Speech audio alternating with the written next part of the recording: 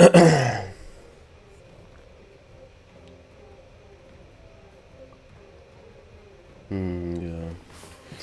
might be time for that. Um, oh yeah, that's what I was gonna do. Building wealth is a habit. Blah blah blah.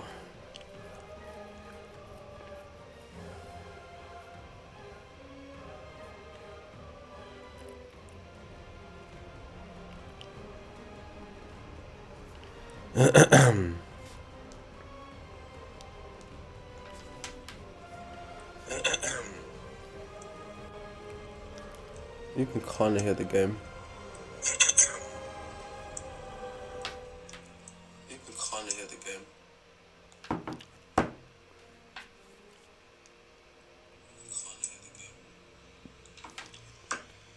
Test 1 2.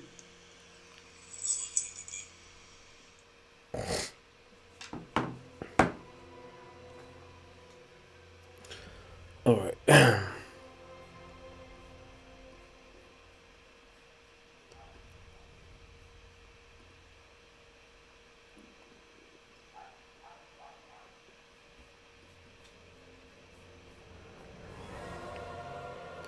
Haha, yeah.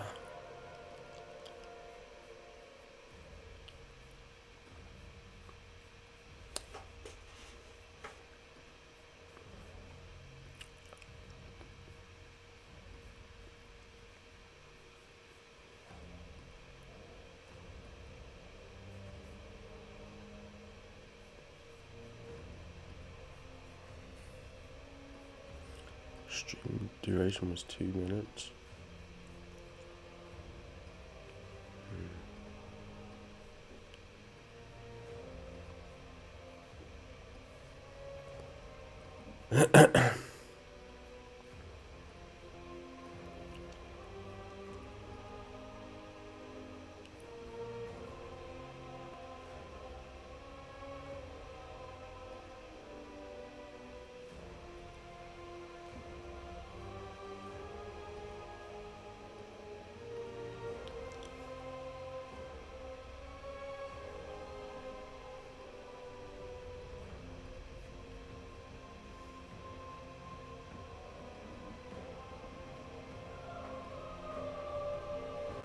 What is a welcome dollar?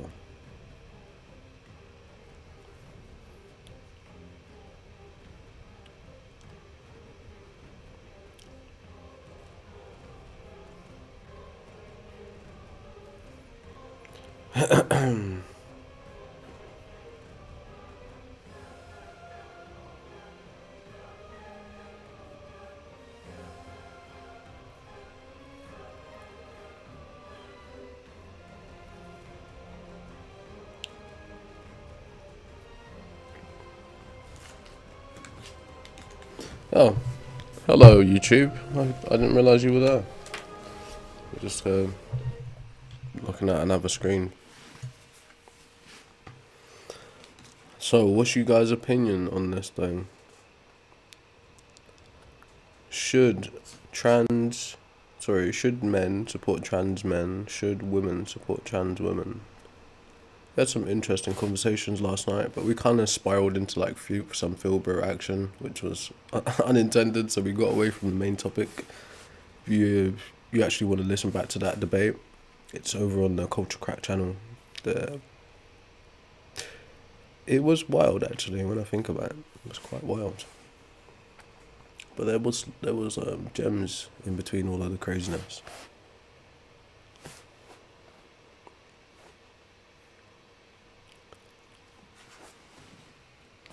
Okay, so yeah, yesterday I joined up into some live, right, and they were basically the prompt was, do trans women have a better understanding of womanhood? But obviously this is a woman, like a female space or a woman's space. And it was a woman's live stream, and it was surprising to me to see that there's a section of women who are not necessarily transphobic, but they are against trans women, kind of like ironically transgressing on women's spaces and womanhood. which is interesting. I wasn't really aware of it. One of the things the host said was like, well, interestingly enough, why do men never have a problem with trans men? Like, why do men just not care? And I started thinking about that. Actually, you know, that's a really good idea. Well, not an idea. It's a really good point. But my view on it was like, so like historically, again, what I'm about to say might be taken wrong or interpreted wrong, but I think men have always been a bit more comfortable with like you say gay or lesbian women operating as like in a masculine frame. I don't know why. One might say it's like from that point of view is like the lesbian is just embodying internalized misogyny, so it makes it easier for men to deal with them. That's an idea, not necessarily true. But yeah, I don't think all right. Obviously some men care, of course some men care, and then when you start talking about trans men in sports, it starts to get a bit weirder. But yeah, it seems like it mostly affects women for some reason, which I'm interested to figure out why or what they think about it. But in terms of like me personally, I haven't been given a reason to care either way yet. I put it like that.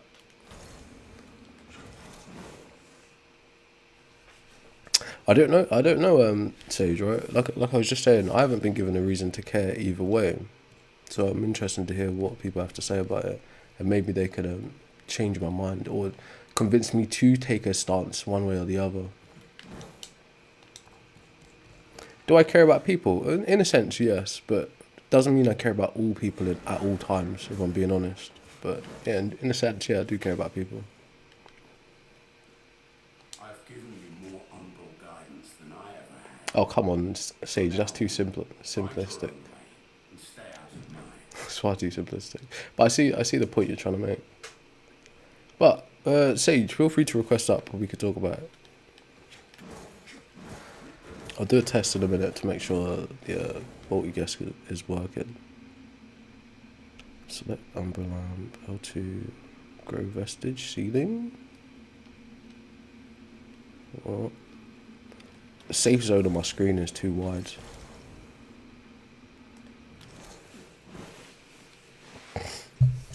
I see your request, just give me a sec.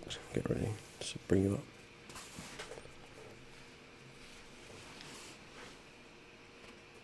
Hello? Morning. What's up, Sage? How you doing, bro? I'm alright, how are you? Not bad, not bad. I know my argument was a little simplistic, but if you do care about people, at least some of the people, it could be the case that some of those people are trans. It seems like you'd be motivated to care about those people. But the question is, how does that care express? Is there something about them being a trans man that would intrinsically make them be something not worth caring about? I don't know. Can you say that in a different way? I'm not quite sure I understand what you mean. Is there something about someone being a trans man that would exclude them from caring about them? No, not necessarily. I think, right, here's what I'm about to say could be like, it could be twisted in a certain way. But I think in the society we live I'll try to in... be as good as I can. Huh? I'll try to be as charitable as possible. Oh, cool, yeah. But I was going to say, I think in the society that we live in, being able to express indifference about someone's characteristics is caring. Does that make sense? Being able to what? Being able to express indifference about someone's protective characteristics is a sign of like an egalitarian society. But if you have to, like I said, right, there are two ways to view what I'm saying, but hopefully you understand what I mean by it. Someone like me who's indifferent about whether you're bi or gay or trans is, in a sense, me just accepting you as a person. Whereas if I was to like hyperfixate on your defining characteristics, then it kind of it puts you into from my lens, it would put you into like an alienated space. Does that make sense? Yeah, like you're offering an allowance for them to exist. That's what's caring. Yeah, it wouldn't be. I wouldn't even put it like that because that They're makes it also seems like I have some kind of privilege to let them do. I have no say in what they do or don't do. You know. fine. Yeah. Well, there are people who would frame that like they're fighting against them or trying to label them as being um, mentally ill is also caring about them. Yeah, I guess I think it's silly, but I have seen some people make an argument like that. I wouldn't necessarily say they care though. I think it's just more like they're saying their existence is incongruent with the norm. So it doesn't necessarily mean they care. Continue to endure these dark days, to lay bare the path to salvation for my wayward brother. I think we should support the right for people to self-determine, and if that's how they determine that they want to be, irrespective of whether or not they're born that way, I think we should support them. Even as our I mean, I'm somewhat in agreement with that. I'm in agreement that people should be able to self-determine, but I'm also cognizant of what the like the secondary effects might be. I think yeah, go on. Neither of us are doctors, though, right? Oh, obviously not. Well, I don't know. I don't know you, but I'm not. Oh, I'm not. But I think that's something that should go between them and their doctors and their mental health professionals. And if they come to an agreement that this is the best sort of treatment for their condition, then we should be in support of it. So, what does the support look like then? I don't know. The treatment plan is going to be between them and their doctor. Not any of my business. So is that an active support or is that just really just acknowledgement? I want them to have access to all the same things that I have access to. Okay, I mean, I don't really see a problem in that. Ooh. Only thing is, right, so when we were talking about the power to self-define, I didn't necessarily mean it on on a medical level. I'm looking at it more on a societal level. And I think they should have the power to self-define because I think all people should have the power to self-define it in reality, right? And it goes beyond gender into race into class. All these other like they're all really made up categories, right? You still there, bro? I don't think we get to choose how everybody sees us, though. Right, that's the second point I was about to say, right? The issue that I noticed while listening to those women speak about the issue is that womanhood is something is also it's obviously an abstract invention by men. Women, the concept of man and woman and like gender, it is an abstract construct devised by men, right? Mostly like misogynistic based men, right? But even that being the case, what those particular women were saying was that by trans women identifying as women, it affects the well-being and the rights of women when they're in certain spaces or they're speaking for they call themselves cis women, stuff like that. So that's the only type of like societal consequence that I'm interested in terms of self-definition. Because my view is that the vocabulary itself. I said the right to self-determine, not to self-define. So can you differentiate for me? Explain what you mean. So to self-determine is to choose like which way you want to go in your life. It doesn't mean you're going to achieve it. Like, Okay. I can want to be a doctor, but that doesn't mean I'm going to like succeed at being a doctor. I think I get the difference that you're saying, but yeah, I don't see how it's relevant in terms of difference. So. Maybe it wasn't. Sometimes I'm just a little too pedantic. That's fine. Anyways, well, I lost train of thought now. Mostly, I don't like see what the harm is. People are afraid that they're going to destroy society somehow. Yeah, so that's They've been around forever. yeah, a lot of that fear is unwarranted, and I would agree with that. But what I was going to say in terms of defining yourself as a woman, right, and then operating from the same space as natural born women, with all due respect, I know that might seem offensive. It creates problems, right? So if my view is, a part of self-determining or self-defining is to basically be subversive to the normative or whatever the standards of society are, because they're not necessarily good standards. But I think the smarter step is to devise your own vocabulary and your own definitions, rather than picking up the baggage of already set up systems like gender. If you say, like, for instance, just like, this is like gobbledygook, right? Ironically, if you was to say, look, I'm not gonna identify as this construct or this performance of male. I'm gonna identify as this other thing, and then name that other thing something. It would make more sense than saying, I'm not gonna identify as this predefined gender as man. I'm gonna identify as a woman. It would make more sense to say, I'm gonna identify as this other thing, because even the idea of the word trans is it's leaning on the central pillar of what the supposed norm is anyway. It's saying that you've diverted or you've diverged from that norm. Does that make sense? Yeah.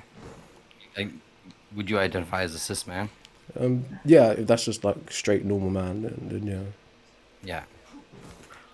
I do as well, but like I don't know what concept you have in your head when you think of what it is to be a man, and you don't have the concept of what it is to be a man that I have in my head. Yeah, exactly, because it's distinct. actually, yeah, exactly, because it's not a real thing in the world. It's a psychological construct. It refers to generally the roles that these genders, which are mostly based on sex, play in society, but it's not required for any of these traits or these things that we associate with that gender and the roles that they play in society to Wait. persist, to be part of the group. Can you say that again? Sorry. So, like, there's a set of properties that we would associate with womanhood, right? Or feminine qualities. And those are going to be, like, akin to the roles that they play in each different society. But anybody could play those roles, right? You don't have to be a woman, it's just traditionally they are. In a cosmetic way, but not necessarily in a biological way. But like, but any of those qualities can be missing from somebody who's in the group of womanhood, and they would still be a woman. Or explain what you mean. So these are called cluster concepts. So you would have like a set of traits that exists among all women, right?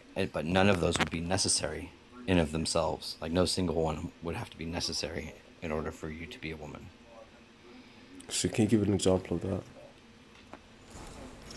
So like, you could be a woman in every way except you have a penis, and you identify as a woman, then you're still a woman. But how? So you don't have to have, because it's about more than just your biology. It's about your mental state, the role you play in society, the way you act and present yourself. And it can be gender too. Like, gender is usually going to be weighted pretty high, but it's not necessary. So what would you say is the key defining thing that would make you a woman then? When in cluster concepts, there isn't one. It's like it's a combination of characteristics that like push you over the bar to be like considered to be a woman. So could you give it in a percentage maybe? Possibly. I don't like understand how to do it exactly myself. It's like pretty like a fuzzy concept. Fair. Well, look, I can't even pretend I fully understand, because like my point of view is similar to what you just said a minute ago. Like, the concept of manhood in my head, it may not be the same concept of manhood in your head. So from my point of view, it's all abstract and arbitrary. It's like, this is just a system we're born into. like in the Anglophone world, but is it is it a fact of reality? Not necessarily. Is any of this a fact about reality? Not necessarily. That's kind of where I'm at with it. You might want to look into gender fictionalism then. And what is that? It's like it's a useful concept for interacting in society, but it's not actually a real thing. In what way? So explain what it is. Then. Pardon? Explain what it is. Oh, I'm not a gender fictionalist. I just know that's what they feel like law, right? Law doesn't exist. Like societal law doesn't exist in the real world. Money doesn't really like have value. These are all fictions that help us interact in society and function in society.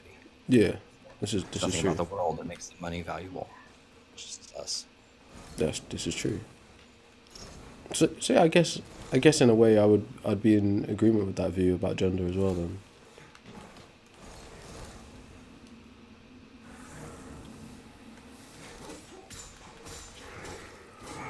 Still there though?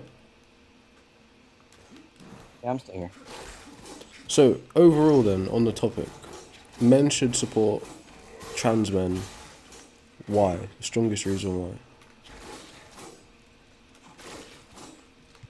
Because they are men, and we should support men, because men don't have enough support among each other. That seems a bit vague to me. At least not emotionally and socially. Yeah, I would agree to that, but I don't find that quite that compelling though, to be honest with you. What's up, dude?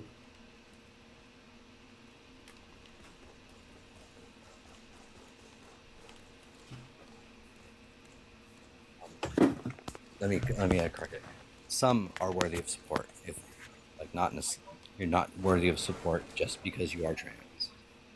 But the ones that are worthy of support should be supported. You could be a terrible person to be trans. Yeah, so like, what would be your criteria to make someone worthy? Hey, bro. What's up? I know y'all are talking about some shit, but I just need to know what It's game Lords is you of the playing, Fallen. dog. It's Lord of the Fallen or whatever that is. I just started it, so I don't really know anything about it yet.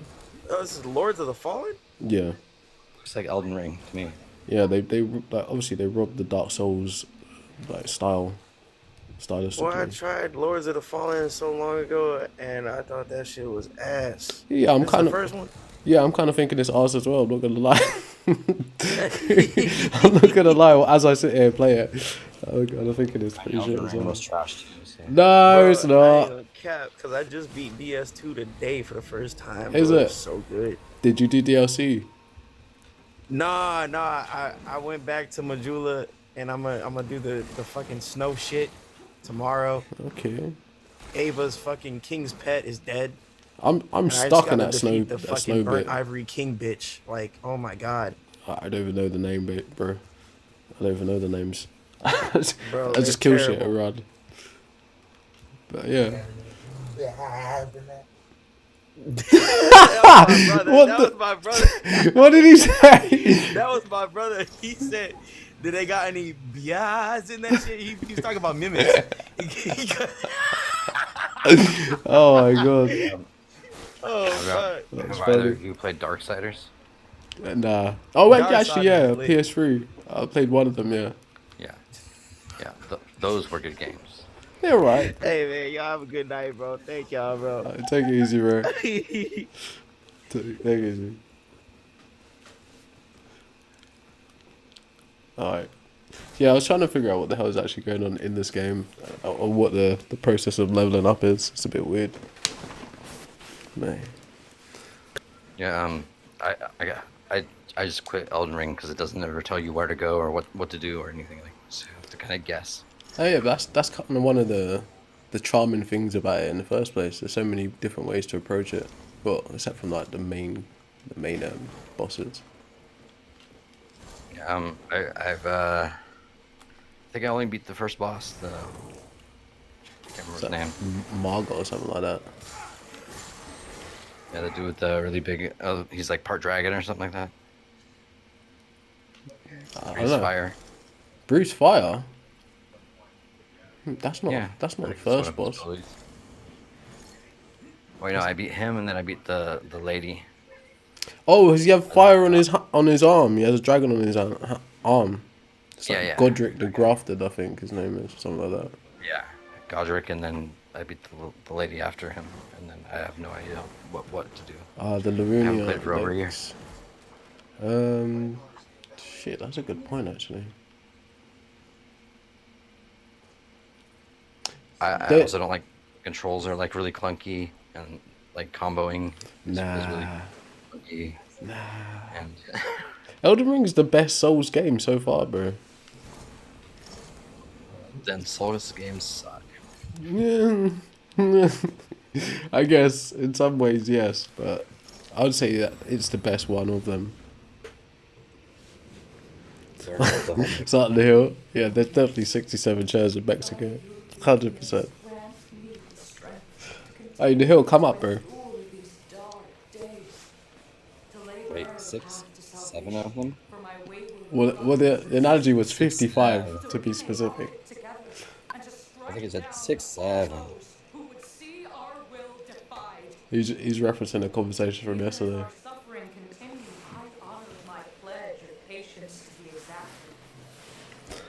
Ah, no worries, Neil. And yet you now appear before me, a stranger. Bearing I haven't even figured out how to heal in this game either. a betrayal named flesh, and one I cannot brook. If you're good enough at it, you won't need to heal. Yeah, that's true, but obviously I'm not. All of the throughout all of the tutorials, I've just been yapping to people on TikTok, so I don't even know what was actually happening. I'm just Is winging there a it. dodge? Yeah, you there is a gotta dodge. There's a You dodge. gotta learn your dodge encounters. Yeah, I know. Dodge encounters. Do you know what? I've not seen any like riposte type of counter yet. It's just like it's literally just dodge and hit. Ah, that's how you heal. So like like I put like the Oh, what the- original Xbox Ninja Gaiden. Oh, you know, I did play one. So, sorry, what was you saying? Maybe I misheard you. Oh, yeah, like the combos that you want to do in those games is you want something that's going to lift them up off the ground and then hit them in the air so that you're not getting attacked by everyone else. Jugglers. Yeah, you juggle and you find invincibility frames. That's pretty much the same with all of these kinds of like slashers. Not with Elden Ring though. Yeah. Well, not necessarily juggling though. Well, it depends unless you like glitch them. There's really not much of invincibility frames either. There's a little bit. Yeah, there's invincibility frames in almost all games. Yeah, and like during the dodge roll, right? Ooh, ooh. And maybe during some setups for like spells and stuff. So like specifically Dark Souls 1, I think it was, they actually put in a stat for invincibility rolls or invincibility frames, and it ups the chances of actually getting them. That you could literally just up that stat. So I'm pretty sure like a mechanic is still in Elden Ring in some fashion. Yeah. Like, you have invincibility frames during your dodge roll, at least. I got my ass beat, didn't I? Yeah. There's a creator on here who does PvP in Elden Ring. He's pretty funny. Elsbiddy. No, I never heard of him. I've seen some interesting PvP shorts though. He like talks all the way through it. You know, like, telling him what he does. He like makes builds that are like role play friendly. I think he's like the bald merchant guy in the game. So Patches. yeah, that's what it is. I've seen his clips then. He does do some crazy shit. It's kind of a high pitched voice. Yeah, it's probably yeah. Yeah, he's cool. Mine never looked like that though. I'm only playing on like Xbox One. What? Oh look, the first time. Oh, okay, so there is like a little parry counter. All right. Slightly changes things.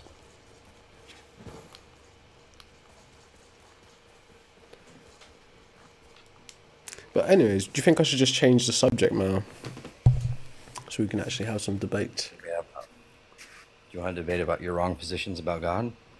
My wrong positions about what? Okay, about God, I said. Yeah, let's go. Why my positions about? Wait, so first, state to me what my positions are about God, and then explain why they're wrong. Oh, the definition of God that you have in your head is not the correct definition of God. Okay. And obviously, I don't know what your position on God is. Are you just trolling then? What are you actually saying? Yeah, What are you actually saying? I'm an atheist, so Oh, okay. Fairs. Alright, yeah, your position on God is wrong then. Should I still man as a? Should I just like pretend to be a Christian and we just debate it that way, I mean, you can try. just to make it interesting? I win awards. All right. So God is the ultimate foundation of the universe, and without God, you can't have knowledge. You can't do anything. What do you say about that? Oh, I say, that's not an argument. Oh yeah, You gotta motivate the argument. I would It's not say a valid argument. I would It's say just a it's not an statement. argument. Yeah, it is a statement, right? But what do you have to say about that? I would say, if X has properties that would compel a contradiction, either alone or in conjunction, then X does not exist. God is defined as X, therefore God does not exist. Well, I would say a dialetheist then. So contradictions can exist. All contradictions? I don't know. I think does it just stay in the realm of logical contradictions or like metaphysical contradictions? I don't actually know.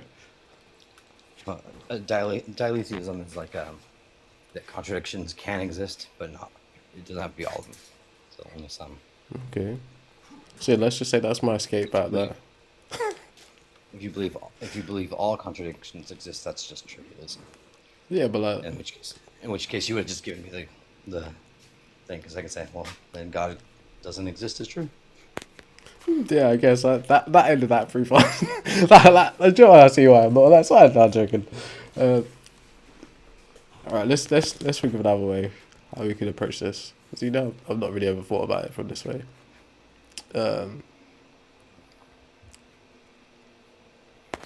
Man, it's actually hard. All right, so there must be a first thing, and that first thing is God. I reject any first things. Why?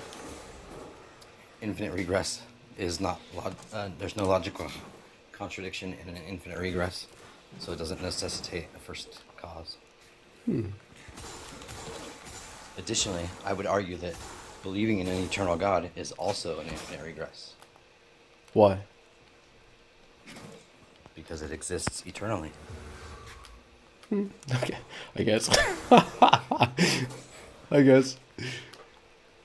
Alright. Let's see what else we got.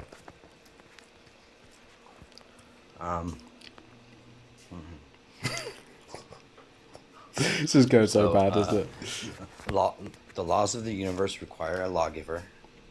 God is a lawgiver. Wait, no, let's try that. God is a lawgiver. There are laws in the universe. Therefore, God exists. That doesn't even make sense. I mean, shit, I guess, right? You're right. I concede. I'm a Christian now. No, man, you gotta take on the Shahada. Oh? The Shahada. Well, shot? No way. Muslim. No way, man. It's got to be triune or nothing. We'll just let you be trying. Triune or nothing. I'm so like unfocused. It's unreal. My brain is just everywhere but here. I don't know, man. This doesn't go well, is it? Right, so Well, you can't explain how the universe began, therefore God. yeah, that's true.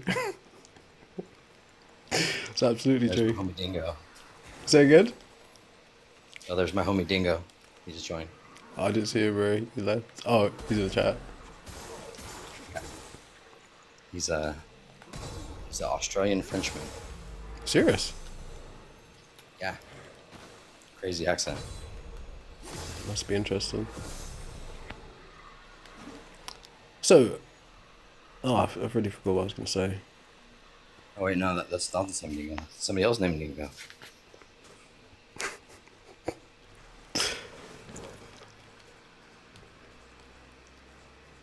All right, so to kind of like at least stick around the subject, right? When did you become informed about the issue and like trans and all the information surrounding it?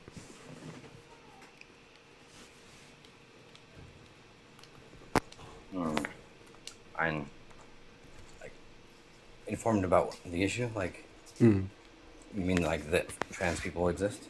Well, yeah, obviously. I mean, no one. I doubt anyone's ever going to be like, oh, I remember the exact day I found out trans people exist. I don't mean it in that kind of way. It's like, what led you to being informed about it?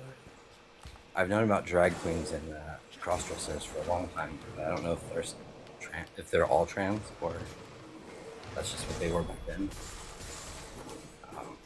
But probably within the last 20 years or so. Damn, that's a long time, bro.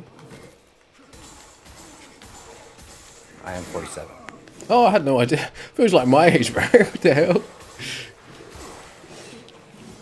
Fair. So, like, what was happening 20 years ago then, culture-wise, that brought you to figuring it out or learning about it?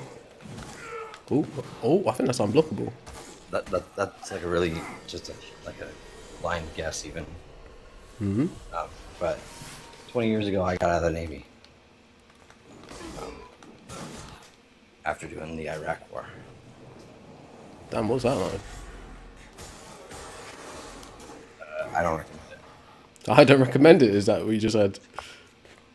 No, it doesn't feel good to be responsible for other people's deaths. Oh, I can imagine. Sorry if that brings up bad bad feelings. Even if they did deserve it, which I don't think they did, but it feels shitty. No, I can imagine, bro. But hey, all right. So, on that question, how do you reconcile being in the army with the current politics, or the Navy, sorry, with the current politics you have, or views about life and such? I fucked around and partied way too much when I was a kid, and didn't go to college, and wouldn't hold down a job, and I needed to do something to get my life back together. So I joined the Navy, and I hated it. So I joined in November of 2000, so right before 9/11. Shit, man. You kind of got dashed to the deep end by life there, bro. It's kind of fucked. So like, oh, I'll go in the Navy for 6 years, be fine. Not near any wars. World looks fine. We're not gonna be in any wars. And that.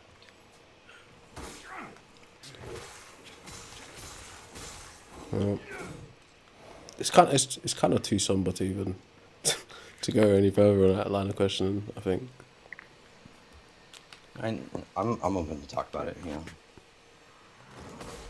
But like, I was on a ship, so like I didn't like, see dead bodies or anything like that, but I supported the people who dropped the bombs.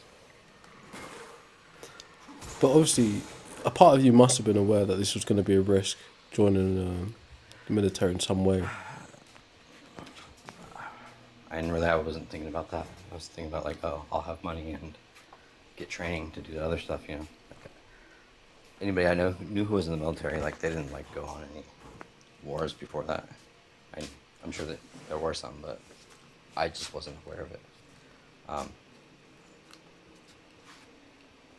And then like I had convinced myself that since I wasn't pulling the trigger, then it's not really me doing it. But my chief ruined that for me while I was in the Navy and tied it together logically for me, and I've had nightmares just about ever since. So what is it that he said? He talked about how the system that I worked on was the display system for the radars, and the airplanes don't fly if that doesn't work. And if that doesn't work, the airplanes don't fly, the bombs don't get dropped. And there is always a risk that it will hit a civilian. I mean, yeah, in a way, I can see how you're part of the chain, but not necessarily responsible. It doesn't feel like that. Yeah, but all right. So obviously, who the hell am I to argue about your personal experience and your interpretation? But from like an outsider's point of view, that's it seems to be like a type of guilt that you're putting on yourself. It's not necessarily a matter of fact. If I drove the getaway car for a robbery, do you think I would be held accountable? Yeah, but I don't think that's particularly analogous. If I knowingly fueled up the car and drove them there, would I be held accountable? Yeah, in that type of crime, but consider what you're saying, right? I think what we did was a crime. Well, yeah. I mean, if you see it that way, that's what I was just about to say next, right? But if you're saying ideologically, right, the point is to serve the country, right? And that's the primary point or the cause, to defend the country or increase empire. None of what we do over there is defending us. Yeah, so it was just imperialism, really. But Yeah. that aside, that's like it's like retroactively understanding that. But at the time, the action wasn't a planned criminal attack on your part as a soldier, obviously. So to interpret it like that after the fact is one thing, but during the time, it wasn't actually that, was it? While I was on the ship fixing the gear, no, I didn't have them associated. So that's what I'm saying. So my chief fucked me over basically and tied them together for me. So the question is then, what is the value of giving yourself that kind of guilt now? I don't think I have control over it. No, I think you have a say in it. You can choose to interpret things differently. We would be in disagreement there. Why? Explain it. Do you know what doxastic involuntarism is? No. It's the idea that you do not get to choose your beliefs. You are convinced, right? If I take you into a room and then show you that there's a chair in that room and nothing else, and then I close the door, can you make yourself believe that there's not a chair in that room? In a way you could, but it would involve some real mental gymnastics. But those gymnastics would be convincing you, right? Say again? Those gymnastics that you would be performing would be convincing you, right? Yeah, at least it would be like it would essentially just be a form of denial. And to be convinced is to not choose. Yeah, true. But Also, if you have to engineer something so that you can remove or change a belief, that means the original belief you had, it wasn't something that you chose. yeah, but there's nothing that says the beliefs that you hold are correct in the first place. Sure. So, based on that, there are good reasons to reprogram how you see things. So, there's also a position called indirect doxastic voluntarism, which means like you can't change it yourself, but you can get yourself the information or surround yourself with the people who could change it for you. And what does that look like? So like, if I wanted to change my opinion on trans people, I could start hanging out with a bunch of super conservatives and watch Fox News all night. and by consuming that type of media, that has a chance to change my belief in that way. But I would already have to be motivated to do that by something else, which would not be my choice. And what did you call that process? It's indirect doxastic voluntarism. Doxastic just means belief state. You know, I don't deny that there's truth in everything that you said, right? And it does make sense on a reasonable level. But I think, in the same way, like we was kind of joking about the contradictions earlier on, I think people do need to be able to exist in certain types of contradictions in order to get on in life. Does that make sense? Yeah, well, it's if you're pointing at like whether or not you can choose your beliefs, you could say that we can choose some of our beliefs, and some of them we can't. That's not contradictory. But I think right. So the belief that you hold currently, like retroactively, you was a part of something that you now view to be terrible. Right? Although that could be a matter of fact, you can here like as an example of kind of what I'm trying to say. Right, when we remember something, we don't actually remember the thing how it was. Every single time that we remember something, we're constructing a memory. So we're constructing a memory of a memory of a memory. So at the point in which you 50 years from now, your memory of an event isn't that event. It's something completely different. It might have a remnant of that event, but it isn't that event. Does that make sense? I think the thing that is most maintained over time is your valence, right? What does that mean? Which is like valence is like an attitude to go towards or away from, right? So like you'd have an impression of like avoidance or attraction. And when I think of that, even though I can barely remember some of the details because it was 20 years ago, like I have a strong aversion. I still have a strong aversion to it. To what? Towards being in the military and the things that I did. Yeah, don't get me wrong. Right, so it's valid to view it that way. All I'm trying to say is, all right, so let's say you do something wrong, right? You get to the point where, okay, I realise what I did was wrong. After the point you realise what you did was wrong, you have to accept that thing and then move on. But if you let the thing that you did was wrong colour the way you're going to view life going forward, then you're basically just harming yourself. And basically, we would say self-harm is irrational, wouldn't it? It wouldn't make any sense to self-harm. So at the point, yeah, so at that point... Self-harm, and you could gain utility from it in some other way. In what way do you mean? So after you've acknowledged... Like, so like a vaccine, right? You have to harm yourself to give yourself a vaccine, right? Say again, Or you sorry? have to be harmed.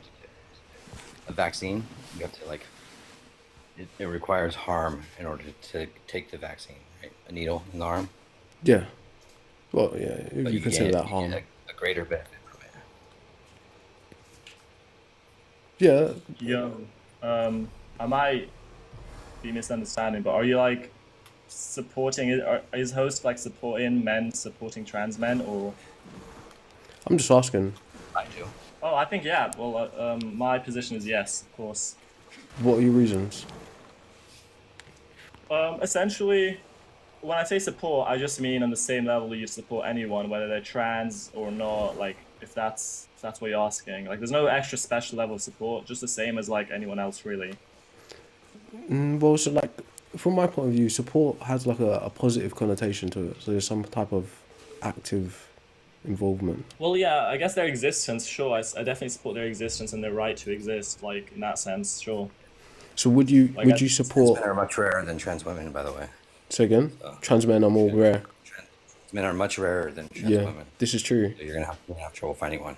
This is what I was just about to ask, right? So should the future arise where you find that there are trans men in like male only spaces, what would be your response to that? I guess in the same way I'd respond to like really any cis man. It doesn't really make a difference to me like what their genitalia is, in my opinion. What is a male only space? I mean, I don't really think there are male only spaces, but you might start to point to typical things like sports and like I don't like men as men. We don't care about women being in the bathroom because like it happens all the time.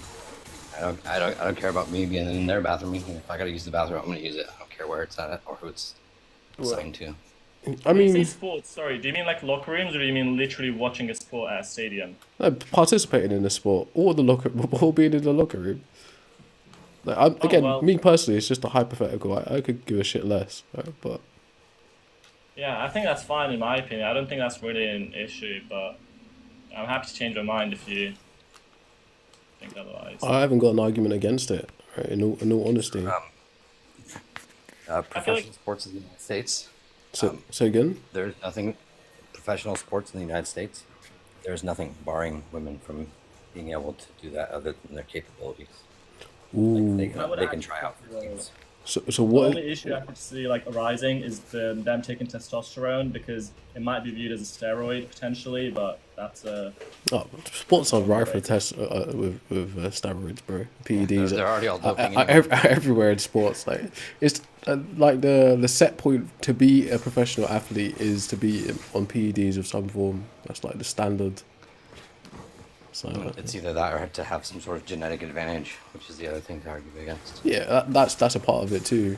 But the way things like football, bodybuilding, basketball, combat sports, to be at that elite level, there is some kind of tomfoolery. Olympics is a good example of that. There is some tomfoolery. It's just a matter of how they mask it and work it into the I system. mean, it depends if you're okay with this getting off topic, but surely you don't think Usain Bolt was like juicing.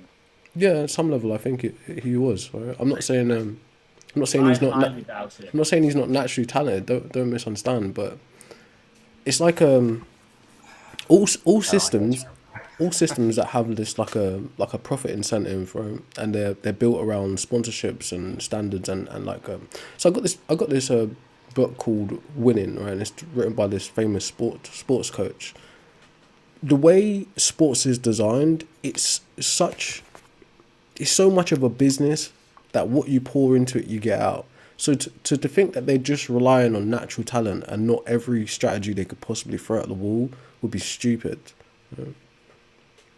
Well, that's assuming there is nobody like counteracting them in the sense of like taking PEDs. That's assuming there's no like very strong systems in place and tests and There are. communities that are You know, like capitalism.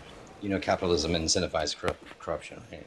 Well, yeah, you could incentivize say it, that. but is it always successful? That's a different question, right? Yes, corruption's always successful. I'll say Every it's not attempt- always every successful, attempt- but there's always it's not always successful, but there's always an instance of it in every field. Fact, right? But It is. you see the like governing bodies or the testing bodies, their existence drives innovation in types of drugs people produce and use, and when they cycle it, when they don't. So that's what I'm trying to say. You'd be better off assuming that everyone is using than to assume that no one is using.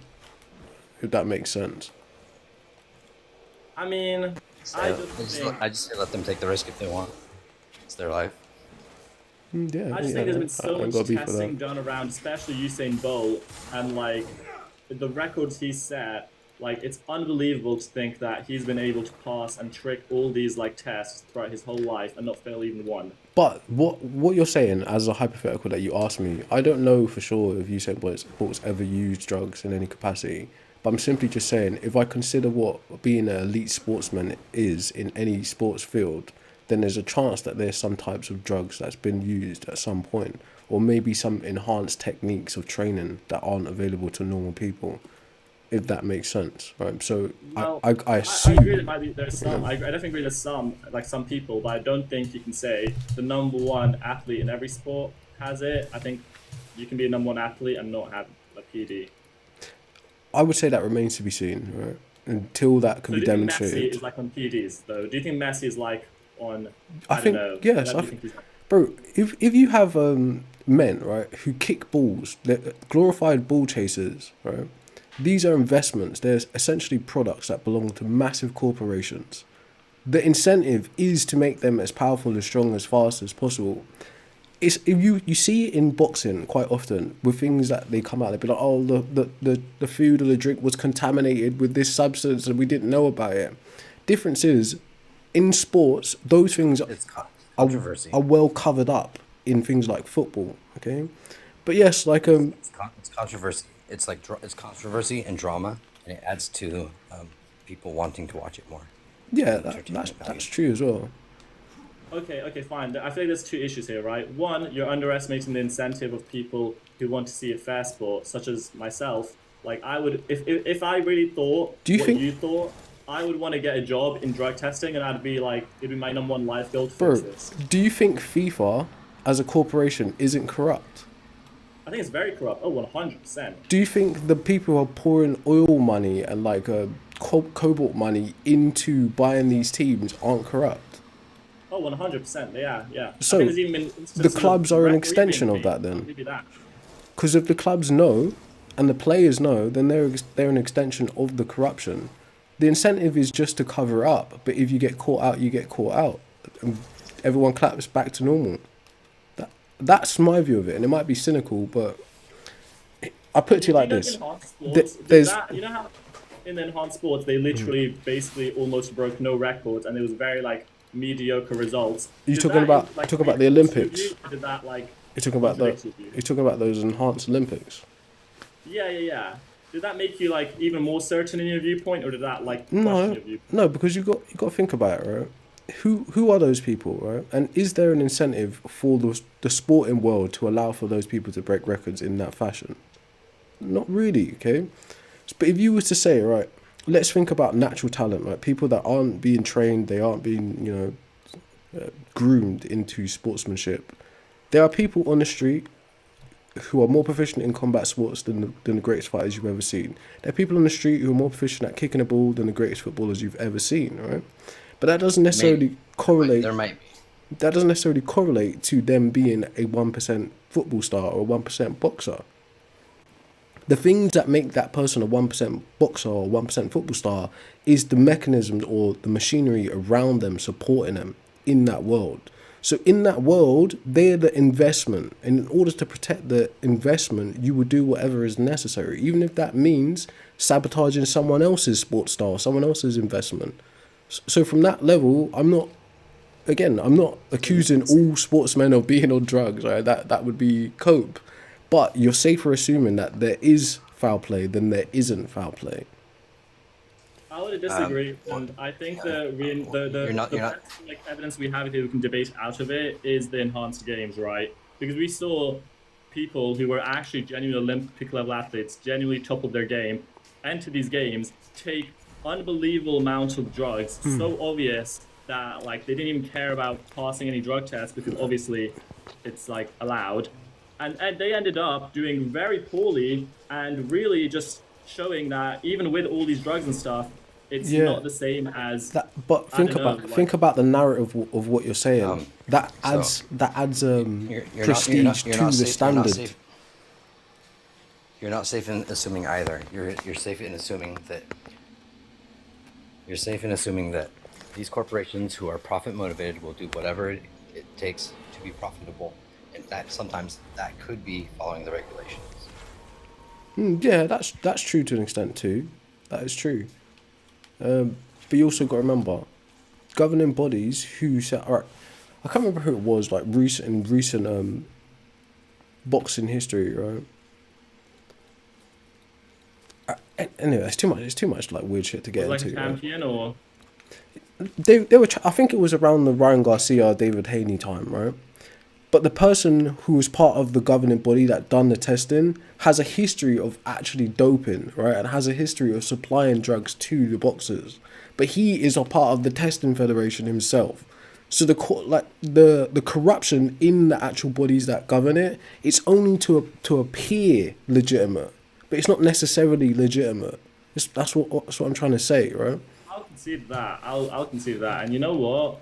Like, think about the top level athletes, such as like John Jones within the UFC, right? He's known to be doping. Everyone knows he's literally got the record for most failed drug tests. Yet people call him the GOAT, which is laughable to me. I wouldn't even call him like number 5 best if he's literally broken the record for most failed doping tests. So, in my opinion, if the number 1 of a sport is like exposed so hard, like we're overestimating how easy it is to just get through all these tests. But right, your view on him being the best is a subjective view. right? Whatever criteria you're applying to him being the best is, It's other people's opinions, it's not mine. I don't think he's the best. Other people keep saying it though. yeah. So like in for instance, there are sports that are almost entirely subjective. Things like bodybuilding. You've literally got a bunch of men or women staring at a bunch of men or women and saying, "Oh, that body part's nice, and that body part's nice. Therefore, you're the best bodybuilder of this in the world in this at this time." Right? In a sport like fighting, what we're calculating is, does this person win or not? Right? So when you start talking about the best, you're looking at a record and you're looking at the talent pool in which that person is fighting. But if you pick that person up out of that talent pool and plot them in another talent pool, they're not necessarily good at anything. Right? So I don't. You're correct to say, actually, yeah, I'm taking something away from you because you're a drug user. But then what you class as being the best is about the actual techniques, not the use of the drugs. Does that make sense? Yeah, but I think you're underestimating how much subjectivity there is within the UFC or like fighting, right? Because you call it fighting, but even Judge like, decision. you pretend that bodybuilding is subjective, but fighting is like some sort of objective measure. When really you could argue they're both equally subjective, because in something like the UFC, what rules are allowed for how you can hit someone, how you can kick someone, how you can take down someone? These exist. What rules are allowed around how you can use the cage around you? What rules around how many rounds we fight and how many minutes is each round? And what rules around what the judges judge as, oh, this counts, this doesn't count? And all these things, there's so much subjectivity in it constantly that it's just like... You're correct. You're correct to an extent. But in terms of bodybuilding versus MMA, right? The rules that you just pointed at were enacted retroactively, like after the fact. Like, I can't remember the number, but the original UFC was no rules. And it was this style against that style. And you got absolutely ridiculous outcomes, ridiculous fights. So it's really just a circus spectacle. So by them bringing in certain standards, right, that allows for the sport to be or appear more organized and more sanctioned or sanctionable, right? But in terms of bodybuilding, it is literally subjective because the techniques in which it takes to build your bicep or build like this obscure back muscle, right, have nothing to do with whether the judge on the night says, yes, that guy is better than that guy standing next to him. Does that make sense?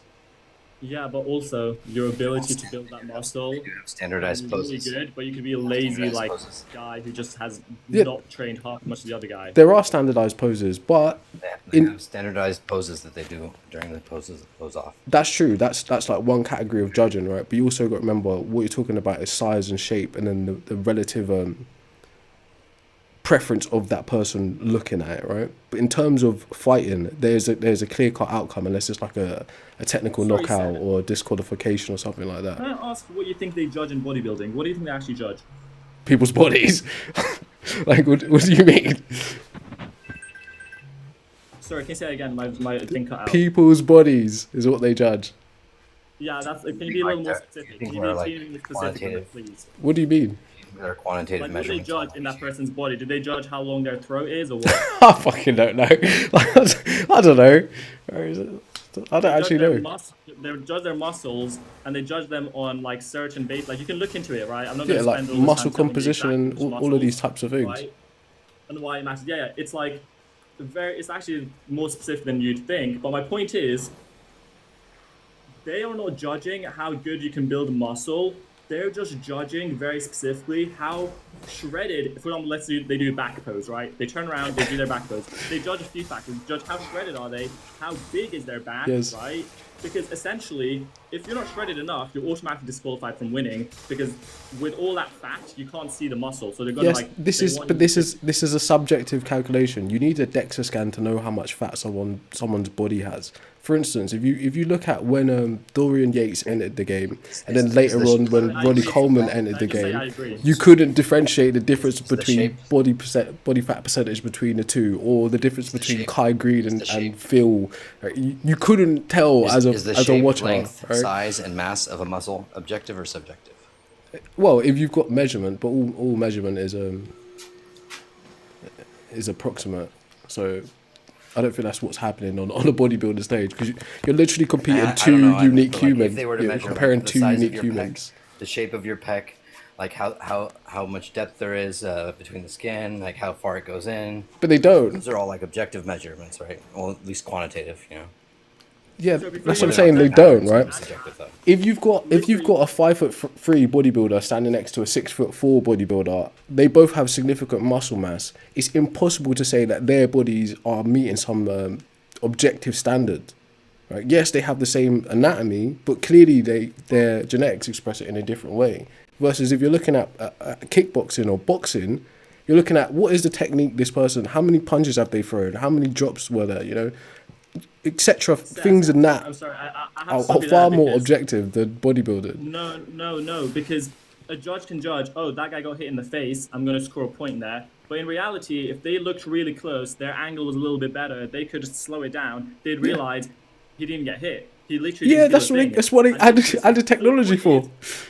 The point is, both bodybuilding and both boxing have some sort of objective goal, but the way they measure if that goal is met is subjective with their eyes. So These what- are eyeballs subjective what to would meet be- an objective goal. What would be the objective goal in bodybuilding?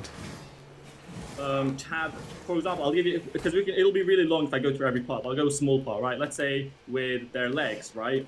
They do their leg pose, they stamp down the ground. They're like, okay, first of all, size, right? And you may be like, well, it's easy to stamp size, just get fat. But no, like size plus shreddedness. How big is it and how shredded is it? Now you may be like, well, some people just look more shredded than others, even if they're not. It's just genetics. Boom, that's life. We don't care. You're right, it's genetics. So the point is, they look at the What are legs you to be talking? very, very What are you talking very about? big. My What point is, do you follow that's the objective bodybuilding? goal. How shredded is their leg and how big is their leg? There's literally nothing else. Those two. Bro, you don't know what you're talking about. You don't know what you're talking about. With all due respect, right? That's not any Wait, that. what about that? That is not Funny, objective, right? right? If I was to try to make a more objective standard, I'm not in bodybuilding at all, but like I would want to compare like the relaxed muscle versus the flexed muscle and see if there's like a bigger difference between those like percentage wise. Yeah, but that wouldn't be an objective standard. This is what I'm trying to explain to you. You're literally looking at two different men with two different sets of genetics on the stage, and you're deciding, I prefer that physique to that physique. Now, there may be a standard in which you think you're using, but that as standard soon is as you based attach on your value- subjectivity. As Whereas soon a as you- fighting as soon as you sport or a attach value- football as soon sport as you- isn't as soon as you isn't attach that. value to as soon as you attach value to something, it's always going to have a subjective layer. Yes, That's this going to be this true is of this is true. everything, right? This is true. Like like nothing about an inch is going to tell me whether or not I would prefer an inch. Right? Well, yeah, I guess. Well, it depends where, but yeah. No, wait, I'll add like one more thing. I've probably got to leave soon, but I will say bodybuilding is about looks, right? So Which is you subjective. mentioned how the leg muscle has to be large and it has to be shredded. But really, it's not really about how big and shredded it is because you could get a ruler for that. It's about how it looks. Exactly. So it's about the composition what of the things know about how whole it looks. package. And that comes down to the judge's preferences. It doesn't come down to the objectivity that like I forget their names, right? But there's a the short thing is bodybuilder called Lee, right? It's super impressive, right? But then there's bigger bodybuilders which he was competing with at the same time. His like muscular frame is better than theirs, but because they're bigger, it appears different, right? So how do you compare a short man like Lee versus someone like Phil Weight Heath or classes, something, right? obviously, weight classes. They're in the same weight class. It's called open bodybuilding. This is what I'm explaining to you. You don't actually know what you're talking about. Sorry, say They're that in again, the sorry. same weight class. I'll say that again, please, sorry. All right, so I forget Lee Priest, right? So Google Lee Priest. He's a short Australian guy, right? So if you see when the people who Lee Priest was competing against, in some places and in some points, he is physically better than them, right? But you're comparing two different sets of genetics on two different men who are in the same open bodybuilding. So it comes down to what the judges prefer. This is why bodybuilders would tell you it's politics, it's a game, it's pageantry. Whereas When you a say sport, better how? it's what they prefer. Like, Better in what way? You said Lee let's Priest was better. say Lee Priest has more impressive triceps, right? Remember that Can you black tell me French what was boxer? impressive about the bicep? Please, just be specific. Say again, sorry. Please be specific of what was impressive about the bicep. I said triceps. Triceps, sorry. Okay, triceps then. Yeah, you can just say it's more muscular, it's more cut, it's more defined, right? It's more developed, it's more grainy. Perfect. You could say all of these things are subjective, right? So what I'm trying to explain to you, bodybuilding is a pageant show, whereas boxing is a clear, determined outcome. You're scoring technique. In the other game, you're scoring preference. Technique in both Bodybuilding of is them. more objective than boxing. No, It's actually more objective than The boxing. only I'll tell you thing, why it's the only thing of I'll give technique you that you're one scoring in thing. bodybuilding is the poses and the ability to vacuum and hold them. That's the technique that you can see on the stage, right? You don't see I'll the tell gym you- sessions on the stage. They don't matter. You don't see the diet Yeah, on the stage. right, It right. doesn't matter. Okay. Except it's still more objective because bodybuilding is open about the fact that you use Right. your eyeballs. No, what are you talking about? What are you talking about? Wait, no, let me tell you. Uh, In bodybuilding, no one pulls out a ruler, right? Well, not on the stage No one pulls out anyway. a ruler. Not on the stage, The obviously. reason we don't pull out a ruler in bodybuilding is because we are open about the fact that, hey, we are only talking about how it looks, not how big it really is, just how it looks. That's Duh. what closing matters. It's So that's not objective then, is it? That's subjective. Wait, let me finish. Let me land. Let me land. Duh. Wait, let me land. Yeah, go on. Because, but in boxing, if someone has a certain punch and it looks like, oh, that was significant, I'm going to give them a point, and another guy, and in reality it was the opposite, why don't we just use some sort of like, modern technology? They to do in detect boxing. how much damage this person actually received? No, that instead of just right. how it So looked? damage would So be what is ultra subjective. being honest, rather than Damage, ultra? bro. Damage would be subjective, right? Because think about it, even from a doctor's perspective, you get two patients that are admitted to the hospital with basically they have the same diagnostic or the same ailment. But how this affects one person could be completely different to how it affects the other person. So damage would be subjective. For instance, in boxing, you might see someone get hit with a really light punch that opens up the eyebrow and there's blood everywhere. But that person is not actually taken damage in that way.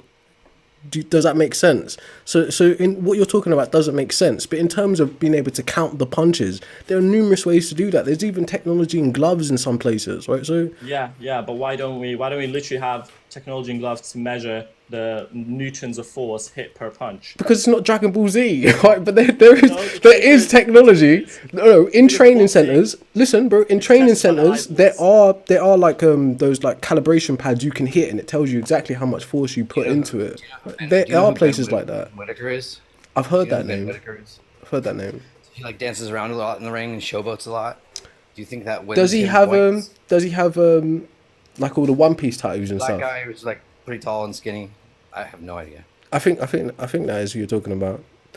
Well, in terms of like stylistic points, in terms of like showmanship, yeah, but I don't think the actual judges are considering that. They're more considering punches land. You don't think that Punches landed introduces a and bias punches when thrown. you make your opponent look silly? Like Yeah, that, of you know, course like it does. you're- But think about it. If it was the case that Ben Whitaker done all that dancing and the guy couldn't hit him, and then the guy throws one lucky punch at the end and knocks him out, then all of the dancing was for nothing but the showmanship, right? So that changes it. But if Ben Whitaker does all the dancing, the guy can't hit him, and then still wins on the card, then it's valuable. So showmanship is a technique, then, right? Yeah, of course. Think of Roy Jones Jr.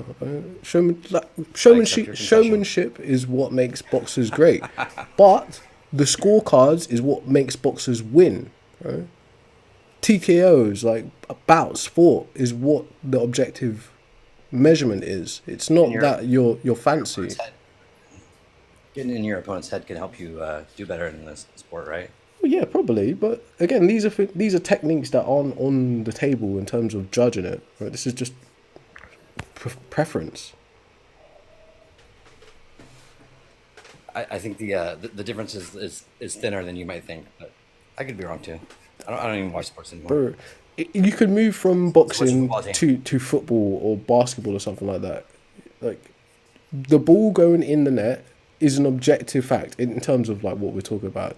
To get too weird about it, but if you compare the ball going in the net and that counting as a goal or counting as a bucket to this guy just done, like a double bicep pose, right? They're not even comparable. Like, it's completely different. You don't think that they could standardize those though? No, in you a way that would make right. sense? You couldn't. Right. So in terms of standardizing a pose, you couldn't because for instance, there are people like Hadi Chopin, I think, right, is his last name. Right. He brought Jay Cutler in the game, brought Phil Heath in the game. Right.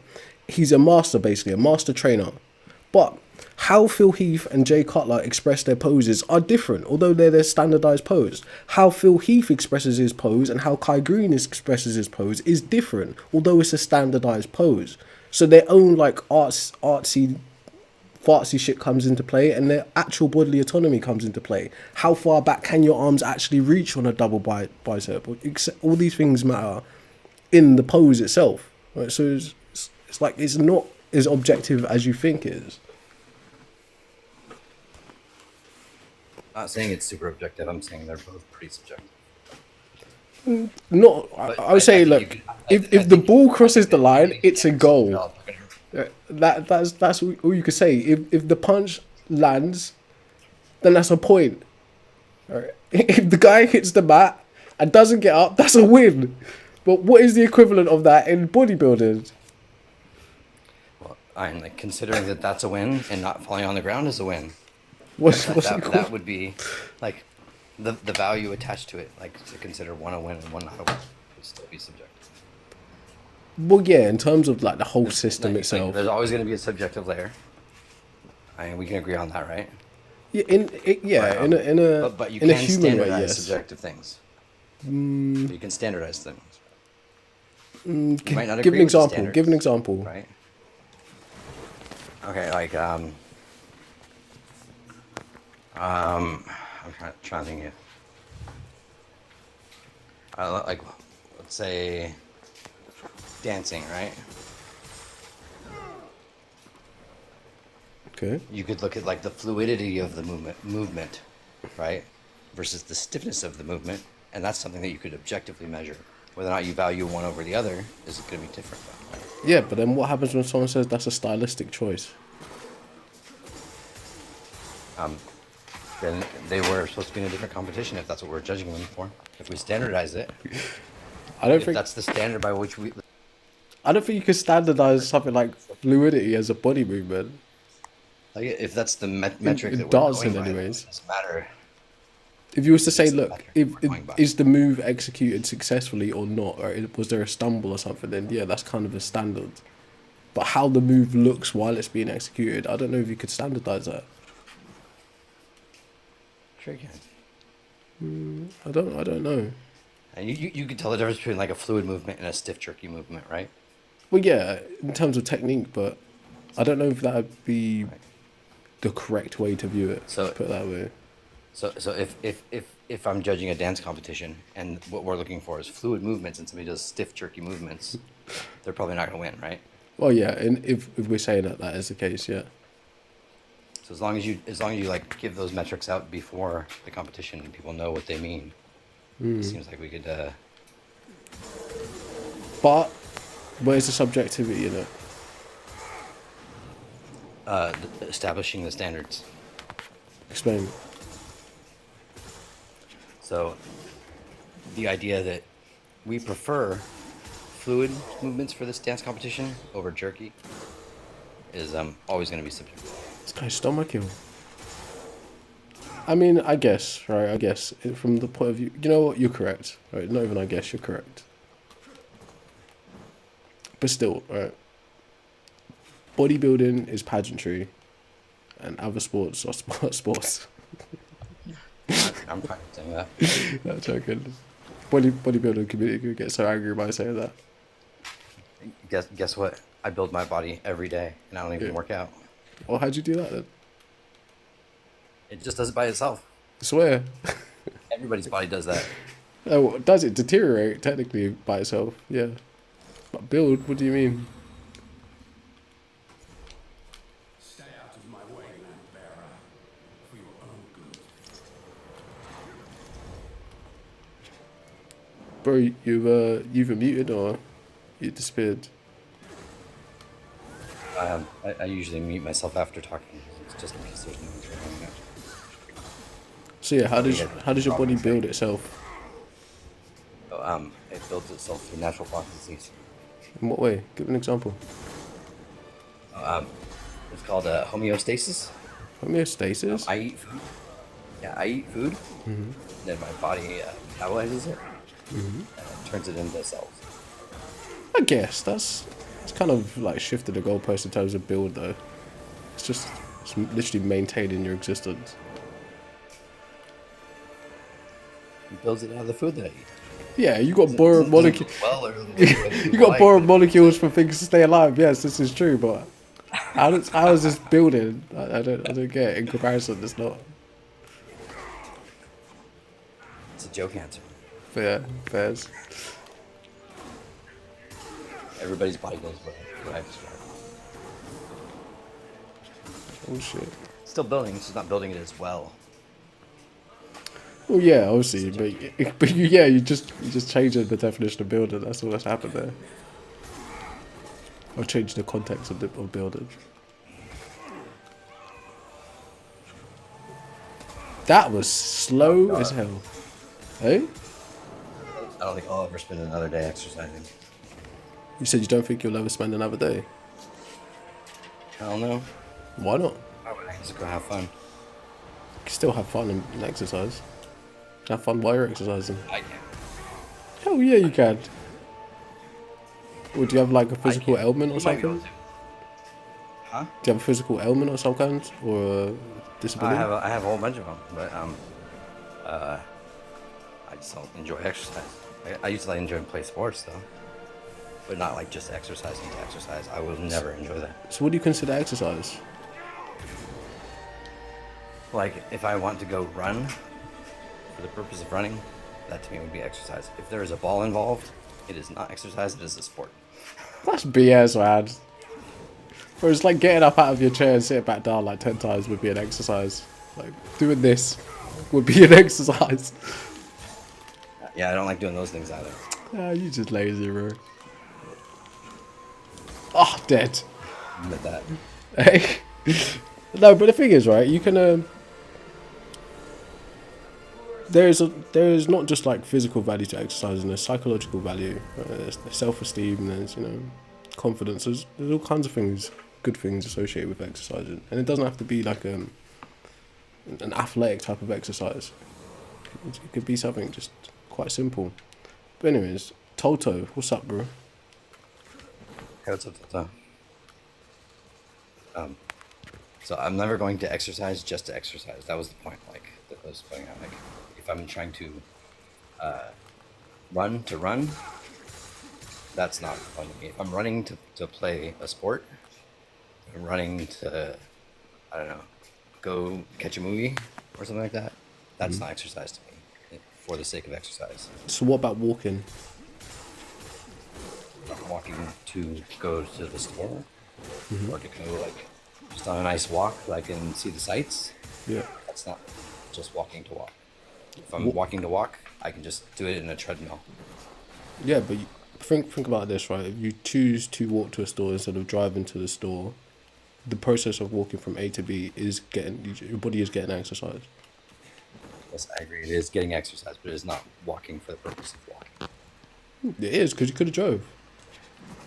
No, it's walking for the purpose of going to the store. No. But the method in which you're going to the store has been chosen, right? And if you had the choice, of course. So there's a secondary benefit to walking instead of driving, obviously. And that would be exercise. Or just, you know, beauty and shit. I still Say again. didn't hear you. I said there's a secondary benefit to walking to the store instead of driving, and that would probably be exercise. I agree. Secondary, right? Instead of the primary thing. Yeah, but it's still exercise. That's what I'm trying to say.